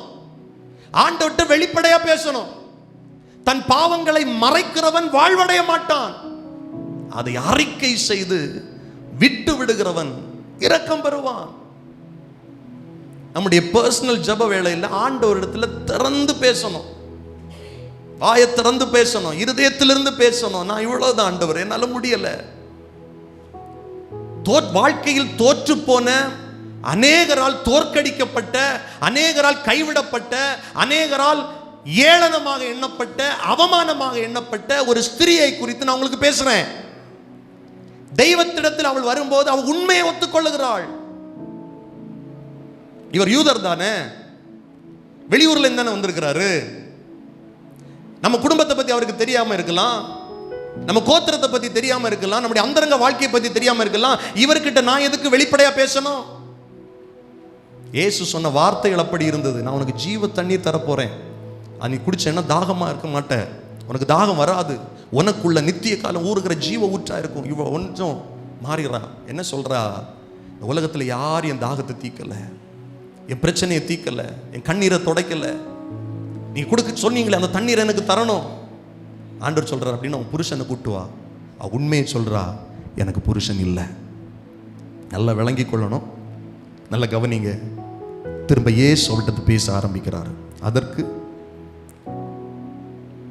எனக்கு இயேசு அவளை நோக்கி, எனக்கு புருஷன் இல்லை என்று சொன்னது சரிதான். எப்படி எனில் 5 புருஷர்கள் உனக்கு இருந்தார்கள், இப்பொழுது உனக்கு இருக்கிறவன் உனக்கு புருஷன் அல்ல. இதை எப்படி சொன்ன? உள்ளபடி சொன்னாய்.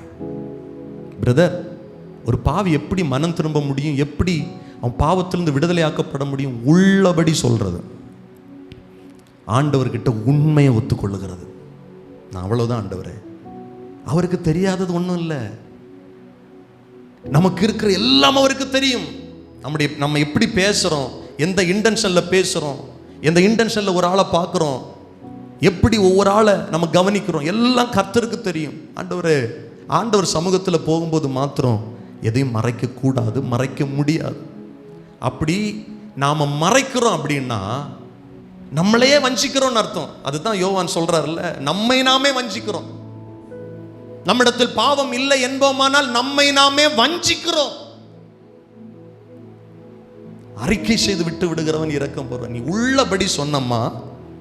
அப்பொழுது அந்த ஸ்திரீ அவரை நோக்கி, ஆண்டவரே, நீர் தீர்க்கதரிசி என்று காண்கிறேன். அவள் கர்த்தரை புரிந்து கொள்ளுகிற லெவல் அடுத்த ஸ்டெப்புக்கு போகுது பாருங்க. முதல்ல என்ன சொன்னா? நீர் யூதனா இருக்க, உங்க கையில பாத்திரம் இல்லை, கிணறுல தண்ணீர் ஆழமா இருக்கு, எப்படி எனக்கு மொண்டு கொண்டு தருவீர்? இப்போ அவளுடைய காரியங்களை கர்த்தர் வெளிப்படுத்தின உடனே சொல்றா தீர்க்கதரிசி. இங்க சொல்லப்பட்டிருக்கிற தீர்க்கதரிசி என்கிற வார்த்தை இனிமேல் நடக்க போறதை அறிவிக்கிறது மாத்திரமல்ல தீர்க்க தரிசனம், ஏற்கனவே நமக்குள்ள இருக்கிறதை வெளிப்படுத்துவது தீர்க்க தரிசனம். அல்லேலூயா, ஆமென். நல்ல கவனிங்க, நமக்கு உள்ளவைகளை நமக்கு வெளிப்படுத்த ஒரு பெரிய தீர்க்க தரிசன புஸ்தகம் நம்ம கையில இருக்கு. அதனால இன்னொரு தீர்க்கதரிசியை தேடி நம்ம போக வேண்டிய அவசியம் இல்லை. யாக்கோபு சொல்லும் போது சொல்றாரு, இந்த பைபிள் இருக்கே, இந்த வசனம் இருக்கே, இது ஒரு கண்ணாடி போல, என் அகத்தில் இருக்கிறதை வெளிக்காட்டுகிற கண்ணாடி இது. நான் எப்படி வாழுகிறேன், எந்த கேவலத்தில் இருக்கிறேன், எந்த நன்மையை செய்கிறேன், எப்படிப்பட்ட வாழ்க்கையை நான் வாழ்ந்து கொண்டிருக்கிறேன் என்பதை தெள்ளத் தெளிவாய் படம் போட்டு காட்டுறது இந்த தீர்க்க தரிசன புஸ்தகம், கர்த்தருடைய வசனங்கள்.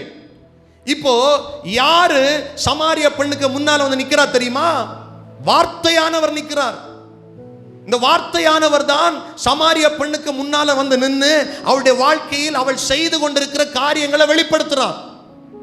பிரதர், சகோதரிகளே, நம்ம காரியங்களை எது வெளிப்படுத்தும் தெரியுமா? வசனம் வெளிப்படுத்தும், வார்த்தை வெளிப்படுத்தும். நான் என்ன நிலையில இருக்கிறேங்கிறத வார்த்தை வெளிப்படுத்தும். வார்த்தையானவர் வெளிப்படுத்துவார், இயேசு வெளிப்படுத்துவார்.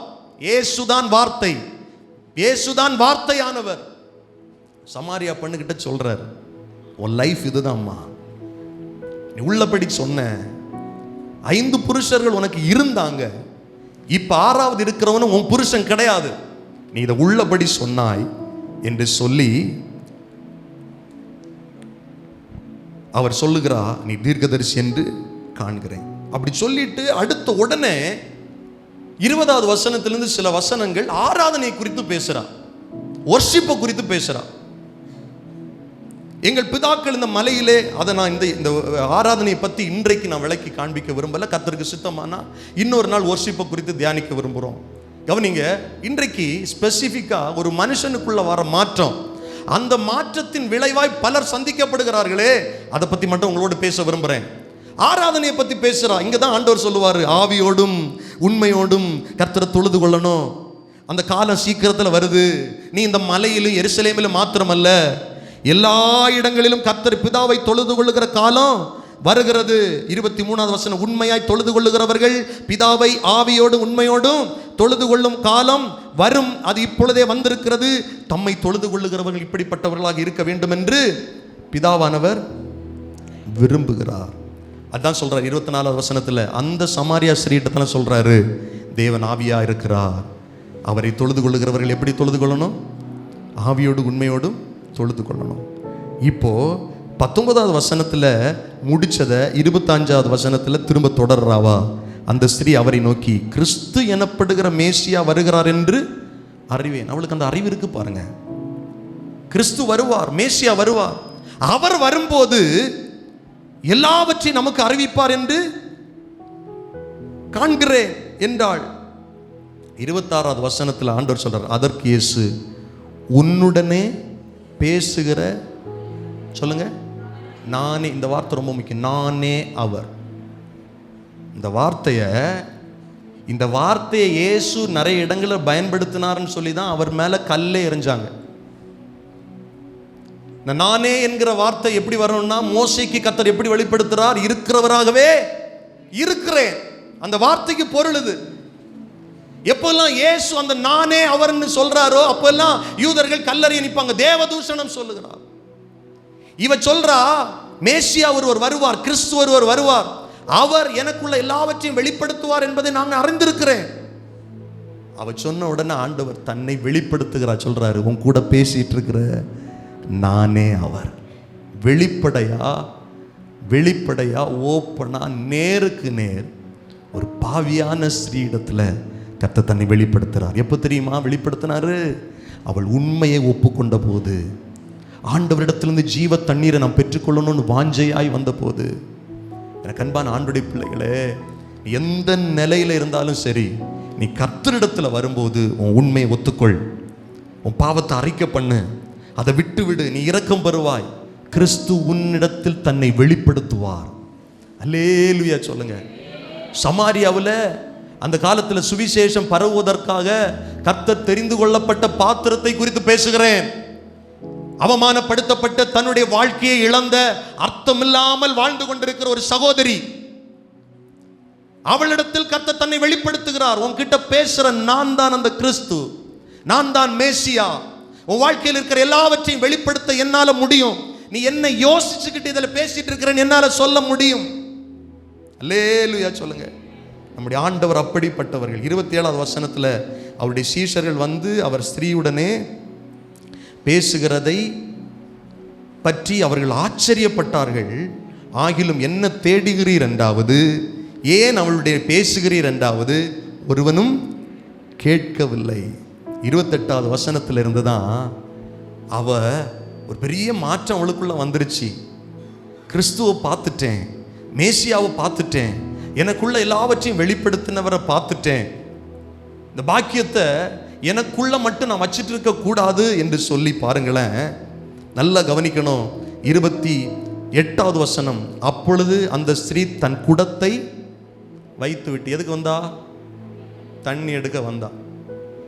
குடத்துல தண்ணி எடுத்து திரும்ப போகல. இவளுக்கு ஒரு பெரிய சந்தோஷம் உள்ள வந்துருச்சு. எனக்குள்ள எல்லாவற்றையும் அவர் வெளிப்படுத்திட்டாரு, என் வாழ்க்கையை மாற்றுகிற மேசியாவை நான் பார்த்துக்கிட்டேன், என் வாழ்க்கையை அர்த்தமுள்ளதா மாற்றுகிற கிறிஸ்துவை நான் சந்திச்சுட்டேன். அவ வந்த பர்பஸ் என்ன? தண்ணி எடுக்கிறதுக்காக. தண்ணி குடத்தையே அங்க வச்சுக்கிட்டு ஊருக்குள்ளே போய், பட்டணத்துக்குள்ளே போய், ஜனங்கள் நடுவில், நல்ல கவனிங்க, யாரும் பார்க்க கூடாது, யாரையும் நான் சந்திக்க விருப்பம் இல்லைன்னு சொல்லிதான் 6ஆம் மணி வேளையில தண்ணி எடுக்கிறதுக்காக வருகிறவ இப்போ கிறிஸ்து தன்னை பற்றி வெளிப்படுத்தின உடனே, தன் பாவங்களை சுட்டி காட்டின உடனே, உன் வாழ்க்கை சரியில்லை, நீ மனம் திரும்பு, நீ இயேசுவிடத்துல வா சொன்ன உடனே, ரட்சிப்பை பெற்ற உடனே, நித்திய ஜீவனை பெற்ற உடனே, அவளுக்கு உலக காரியம் எல்லாம் பெருசா தெரியல. யார் என்ன அவமானமா நினைச்சாலும் பரவாயில்ல, யார் என்ன ஏளனமா சொன்னாலும் பரவாயில்ல, எந்த ஜனம் அவளை அவமானமாய் நினைத்ததோ அந்த ஜனத்துக்கு உள்ள போறா. யாரை பார்க்க கூடாதுன்னு நினைச்சாலோ அவர்கள் நடுவுல போறா, ஊருக்கு உள்ள போறா. பைபிள் தெளிவாய் சொல்லுகிறது, உள்ள போய், ஊருக்கு உள்ள போய் ஜனங்களை நோக்கி திரும்ப அந்த வார்த்தையை சொல்ற பாருங்க, நான் செய்த எல்லாவற்றையும் ஒரு மனுஷன் எனக்கு சொன்னார். அவளுடைய வெளிப்பாட பாருங்க. கிறிஸ்துன்னு சொல்றா, மேசியான்னு சொல்றா, தீர்க்கதரிசின்னு சொல்றா. இவ தீர்க்கதரிசின்னு சொல்லும் போது அவன் மனசுல வந்திருக்கும் பாருங்க.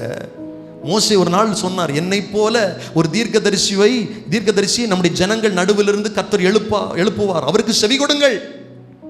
அந்த தீர்க்கதரிசி இவர்தான் என்று கண்டு கொண்டார். ஆனா அவருக்கு தாகமும் இருக்கு, அவர் களைப்படைந்தவராக இருக்கிறாரு. நான் அடிக்கடி சொல்ல, இயேசுவை புரிந்து கொள்ளுவது சில நேரத்தில் கடினம். இயேசு 100% மனிதனா இருக்கிறார், அதே நேரத்தில் அவர் தெய்வமா இருக்கிறார். அவர் மனுஷனா மட்டும் இருந்தாருன்னா அவளுக்குள்ள வாழ்க்கையில இருந்த காரியத்தை அவரால் வெளிப்படுத்தி இருக்க முடியாது. சமாரிய பெண்ணிடத்தில் அவர் பேசும்போதே தன்னை மனிதனாகவும் காண்பிக்கிறார், தெய்வமாகவும் காண்பிக்கிறார். நான் சொல்றேன், எத்தனை பேருக்கு விளங்குது? நம்ம ஆராதிக்கிற இயேசுவை பத்தி உங்களுக்கு பேசுறேன். அவர் களைப்படைந்தவராக இருந்தார், தாகம் நிறைந்தவராக இருந்தார், அதே நேரத்தில் அவளுக்குள்ள இருந்த காரியத்தை வெளிப்படுத்துறவராக இருக்கிறார். தன்னை தெய்வமாகவும் காண்பிக்கிறார், நானே அவர் என்று சொல்லுகிறார். எனக்கு அன்பான ஆண்டுடைய பிள்ளைகளை, இதை நல்லா விளங்கி கொண்ட அவ வந்து சொல்றா, ஒரு மனுஷன் எனக்கு சொன்னார், அவரை வந்து பாருங்கள். இவ்வளவுதாங்க நாம செய்ய வேண்டிய விஷயம். என் வாழ்க்கையில் ஆண்டவர் இவ்வளவு காரியத்தை செஞ்சிருக்கிறார், எனக்கு நன்மையை செஞ்சிருக்கிறார், என் காரியத்தை வெளிப்படுத்தினார், அவருடைய வார்த்தை மூலமாக நான் அதை புரிந்து கொண்டிருக்கிறேன், என் வாழ்க்கையில் இவ்வளவு சேஞ்ச் வந்திருக்கு, நான் அதற்கு சாட்சியா இருக்கிறேன். அந்த இயேசுவை நீங்கள் வந்து பாருங்கள். அவ்வளவுதான். சர்ச்சுக்கு வந்து பாருங்க, வார்த்தையை கேட்டு பாருங்க, ஆராதிச்சு பாருங்க, ஜெபிச்சு பாருங்க. இதைத்தான் கர்த்தர் நம்மிடத்தில் எதிர்பார்க்கிறார். இந்த சமாரிய பெண் வேற ஏதோ பெருசா உடனே பைபிள் காலேஜ் படிச்சுட்டு அதை படிச்சுட்டு இதை படிச்சுட்டு போய் என்னெல்லாமோ போய் பிரசன்ட் பண்ணாதான் கர்த்தரிடத்தில் கொண்டு வரணும்னு அவன் நினைக்கல. எளிமையா சொல்றா, என் வாழ்க்கையை கர்த்தர் மாற்றினார், என் வாழ்க்கையில் இருந்தது எல்லாம் கர்த்தர் சொன்னார், திட்டமா பேசினார், என் பாவத்தை அவர் உணர்த்தினார், நீ செஞ்சிட்டு இருக்கிற சரியில்லைன்னு சொன்னார். என் வாழ்க்கையில் இருக்கிற மாற்றத்தை அவர் சொன்னாரு. அவர் கிறிஸ்துவாங்கிறத வந்து பாருங்கள். அப்பொழுது அவர்கள் ஊரிலிருந்து புறப்பட்டு அவரிடத்தில் வந்தார்கள். கவனிங்க, அடுத்தது 39வது வசனத்தில் சொல்லுது, நான் செய்த எல்லாவற்றையும் எனக்கு சொன்னார் என்று சாட்சி சொன்ன அந்த ஸ்திரீயினுடைய வார்த்தை நிமித்தம் அந்த ஊரில் உள்ள சமாரியரில் அநேகர் அவர் மேல் விசுவாசம். நம்முடைய எளிய சாட்சி, நம்முடைய வாழ்க்கையில் ஆண்டவர் செஞ்ச எளிய சின்ன சின்ன காரியங்களை மற்றவங்களுக்கு சொல்லும்போது அவர்கள் கர்த்தர் மேல் விசுவாசம் வைப்பார்கள். எத்தனை பேருக்கு நான் சொல்றது விளங்குது? ஆமே. நமக்குள்ள கர்த்தர் கொடுத்திருக்கிற சமாதானம், நமக்குள்ள கர்த்தர் கொடுத்திருக்கிற ரட்சிப்பு. இதை விவரித்து சொன்னாலே, ஒரு காலத்தில் நான் அப்படி இருந்தேன், பாவியாக இருந்தேன், அக்கிரமம் செஞ்சுட்டு இருந்தேன், எல்லாராலும் ஒதுக்கப்பட்டேன். ஆனால் இந்த இயேசு என்னை தேடி வந்தார், என் பாவத்தை மன்னிச்சார், என் பாவங்களரை என்னை சுத்திகரித்து அவருடைய இரத்தத்தினால கழுவினார், இன்னைக்கு நீதிமானாக என்னை மாற்றி இருக்கிறார். இதை உண்மையாக சொன்னாலே பரிசுத்த ஆவியானவர் நீங்கள் பேசுகிற ஆள்கிட்ட கிரியை செய்வார். அநேகர் விசுவாசம் வைத்தார்கள் என்று பைபிள் சொல்லுகிற 40வது வசனம், சமாரியர் அவரிடத்தில் வந்து தங்களிடத்தில் தங்க வேண்டும் என்று அவரை வேண்டிக் கொண்டார்கள். அவர் 2 நாட்கள் அங்கே தங்கினார். அப்பொழுது அவருடைய உபதேசத்து நிமித்தம் இன்னும் அநேகம் பேர் விசுவாசித்தார்கள். 2 நாள் திரும்ப அவர் உபதேசம் பண்றதுனால இன்னும் நிறைய பேர் விசுவாசிக்கிறாங்க. அந்த ஸ்திரீயை நோக்கி அப்பொழுது 41 அப்பொழுது அவருடைய உபதேச நிமித்தம் இன்னும் அநேகர் விசுவாசித்து அந்த ஸ்திரீயை நோக்கி, உன் சொல்லின் நிமித்தம் அல்ல, அவருடைய உபதேசத்தை நாங்களே கேட்டு அவர் மெய்யாய் கிறிஸ்துவாகிய உலக இரட்சகர் என்று அறிந்து விசுவாசிக்கிறோம் என்றார்கள். எவ்வளோ ஒரு அற்புதமான வார்த்தை பாருங்க. சமாரியாவில் யூதர்களால் அருவருப்பாக எண்ணப்பட்ட ஒரு இடத்துல இயேசுடைய ஊழியம் ஒரு சாதாரணமான ஒரு ஸ்திரீயை கொண்டு, பாவியான ஸ்திரீயை கொண்டு அவளை இரட்சித்து அவளுக்கு உண்டான எல்லாவற்றையும் அவளுக்கு வெளிப்படுத்தி அவளுடைய குற்றத்தை உணர்த்தி அவள் வாழ்க்கையில் ஒரு மறுமலர்ச்சியை கொடுத்து அவளுடைய சொல்லி நிமித்தம் நிறைய பேர் அவரிடத்துல வந்து விசுவாசம் உள்ளவர்கள் ஆனாங்க. 2 நாள் அவர் உபதேசம் பண்ணது நிமித்தம் இன்னும் அநேகர் விசுவாசித்து என்ன வார்த்தை தெரியுமா சொல்றாங்க? நாம பார்க்கிறோமே, இவர்தான் மெய்யான கிறிஸ்து, உலக இரட்சகர். எத்தனை பேர் நான் சொல்றது விளங்குது? இயேசு உலகத்தின் இரட்சகர். இதோ உலகத்தின் பாவத்தை சுமந்து தீர்க்கிற தேவாட்டுக்குடி. யோவான் சொன்னார்ல, சமாரியா பெண் மூலமாக விசுவாசித்தவர்கள், சமாரியா பெண்ணின் மூலமாக இயேசுவிடத்தில் வந்தவர்கள் அவருடைய உபதேசத்தை கண்டு அதே வார்த்தையை சொல்றாங்க, இவர் சாதாரணமானவர் அல்ல, உலகத்தின் இரட்சகர். இயேசுவை உலக இரட்சகராக காண்பிக்க விரும்புகிறீர்களா? எனக்கு அன்பான ஆண்டுடைய பிள்ளைகளே, இந்த நாட்களில் இந்த வருஷத்தில் ஒரு தீர்மானம் பண்ணுங்க. ஆண்டவருடைய ரட்சிப்பை, ஆண்டவர் நம்ம வாழ்க்கையில் செஞ்ச காரியத்தை மற்றவங்களிடத்தில் பகிர்ந்து கொள்ள தவறாதிருங்கள். ஆண்டவர் அவர்களை ரட்சிப்பார். ஆமே, ஆண்டவர் அவர்கள் இருதயத்தில் பேசுவார். சமாரிய பெண் அவள் சொன்ன சாதாரணமான ஒரு காரியம், அவர் செய்த சாதாரணமான ஒரு காரியம், ஊருக்குள்ள போய் அவள் வாழ்க்கையில் கர்த்தர் செஞ்ச மாற்றத்தை சொன்னா அநேகர் விசுவாசித்தார்கள். நம்ம எல்லாரும் அப்படி எழுந்து நிற்கலாமா? ஹல்லேலூயா. இயேசுவே உலக இரட்சகரே, உம்மை நாங்கள் ஆராதிக்கிறோம். சமாரிய பெண்ணிட்ட கர்த்தர் சொன்னார், ரட்சிப்பு யூதர்கள் வழியாக வருகிறது, யூதர்கள் வழியாக வருகிறது. ஆனா யூதர்கள் வழியாக வருது, யூதர்களுக்கு மாத்திரமல்ல, சமாரியர்களுக்கு ரட்சிப்பு, சமாரியர்களுக்கு மாத்திரமல்ல, உலகத்திற்கு ரட்சிப்பு. ஹல்லேலூயா. எங்கள் இயேசுவே, இயேசுவே, ஆட்டுக்குட்டியானவரே. 2 கரங்களை உயர்த்தி, எங்கள் இயேசுவே, இயேசுவே, எல்லா மகிமைக்கும் பாத்திரரே. எங்கள் இயேசுவே, எங்கள் இயேசுவே, இயேசுவே, ஆட்டுக்குட்டியானவரே. எங்கள் இயேசுவே, எங்கள் இயேசு, சத்தமாய் இயேசுவே, எல்லாமாயி நம்முடைய எல்லாவற்றையும் நமக்கு வெளிப்படுத்துகிறவர், நாம் செய்த எல்லாவற்றையும். எங்கள் இயேசுவே, கைகளை உயர்த்தி, இயேசுவே, ஆட்டுக்குட்டியானவரே, ஆட்டுக்குட்டியானவரே. எங்கள் இயேசுவே, எங்கள் இயேசுவே, இயேசுவே, இயேசுவே, எல்லா மகிமைக்கும்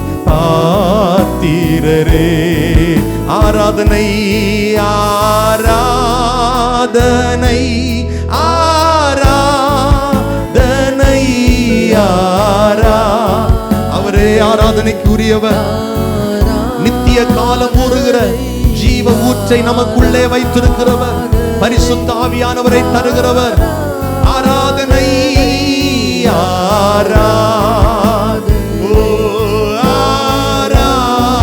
ஆராதனை அன்பரே சுராஜனுக்கே.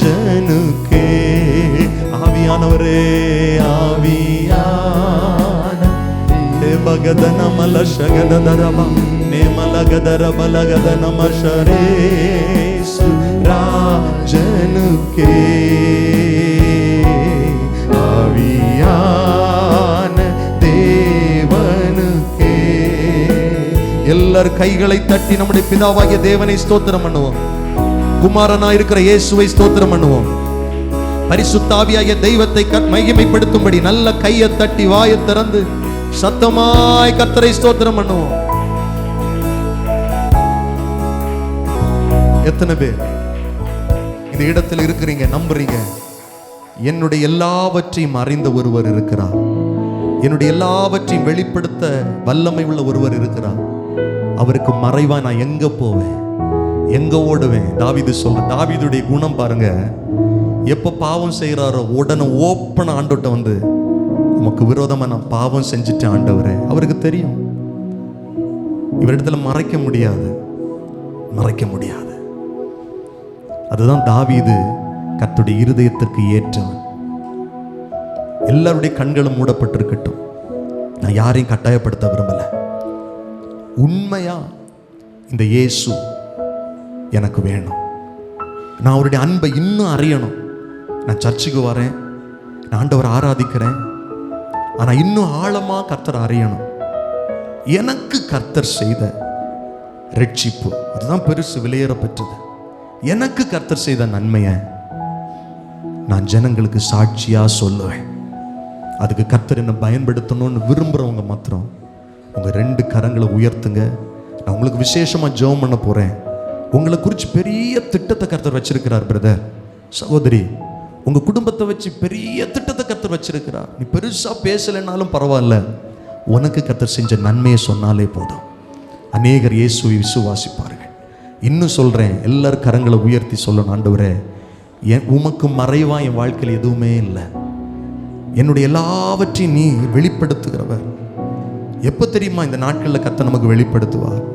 இந்த சத்திய வசனத்தை வாசிக்கும் போது, இந்த சத்திய வசனத்தை தியானிக்கும் போது, இந்த வசனங்களை கேட்கும் போது தான் நமக்கு வெளிப்பாடு வரும். ஆண்டவரோட நெருங்க நெருங்க நெருங்க தான் வெளிப்பாடு வரும். இயேசுவின் அருகாமையில் யாருன்றா சமாரியா பெண். அப்போதான் அவளுக்கே புரியுது, நான் போற வாழ்க்கை சரியில்லை, என் வாழ்க்கை இது சரியில்லை, ஏதோ ஒரு காரியத்தை தேடி போறேன், அது நிரந்தரம் இல்லை, யாரால என்ன சமாதானப்படுத்த முடியாது, என் தாகத்தை தீர்க்க முடியாது. உணர்ந்து கொண்டாள். உயரம் உன்னதமான சிங்காசனத்தில் ஆண்டவர் வீற்றிருப்பதை பார்த்த ஏசாயா அவரை பார்க்கும் போதுதான் உணர்றான், ஐயோ நான் பாவம் செய்த மனுஷன், நான் சுத்த உதடுகள் உள்ள மனுஷன். ஆண்டவரிடத்துல நெருங்க நெருங்க நெருங்கதான், இந்த வார்த்தையில நெருங்க நெருங்க நெருங்கதான் நம்முடைய காரியங்கள் வெளிப்படும். எல்லாம் கையை உயர்த்தி சொல்லுங்க, இன்னும் இடத்துல நெருங்கி வரணும் ஆண்டவரே, நம்முடைய வார்த்தையை படிக்கணும் ஆண்டவரே, நான் என்னை பத்தி அறிஞ்சு கொள்ளணும் ஆண்டவரே. வார்த்தை இயேசுவை பத்தி மாத்திரம் இல்ல, வார்த்தை நம்மை பற்றியும் சொல்லுகிறது, நம் நிலையை பற்றியும் சொல்லுது. வசனம் பைபிள் இயேசுவை பற்றி மாத்திரம் இல்ல, நம் நிலையை குறித்தும் சொல்லுகிறது. நன்றி ஆண்டவரே. நாங்க அதிகமா பைபிள் படிக்கணும், அதிகமா வேதத்தை தியானிக்கணும், கர்த்தரோடு நெருங்கணும், ஆவியோடு உண்மையோடு தொழுது கொள்ளணும். கிருபை தாங்கப்பா. சமாரியா பெண்ணை போல எங்கள் சாட்சிகளை மற்றவர்களுக்கு சொல்லி உம் பட்சமா இழுத்து வரணும் ஆண்டவரே. வந்து பாருங்கள், இயேசுடைய ரட்சிப்பை வந்து பாருங்கள். இந்த கிருபை எங்களுக்கு தாரும் ஆண்டவரே. இயேசுவின் நாமத்தில் ஜெபிக்கிறோம் நல்ல பிதாவே, ஆமென்.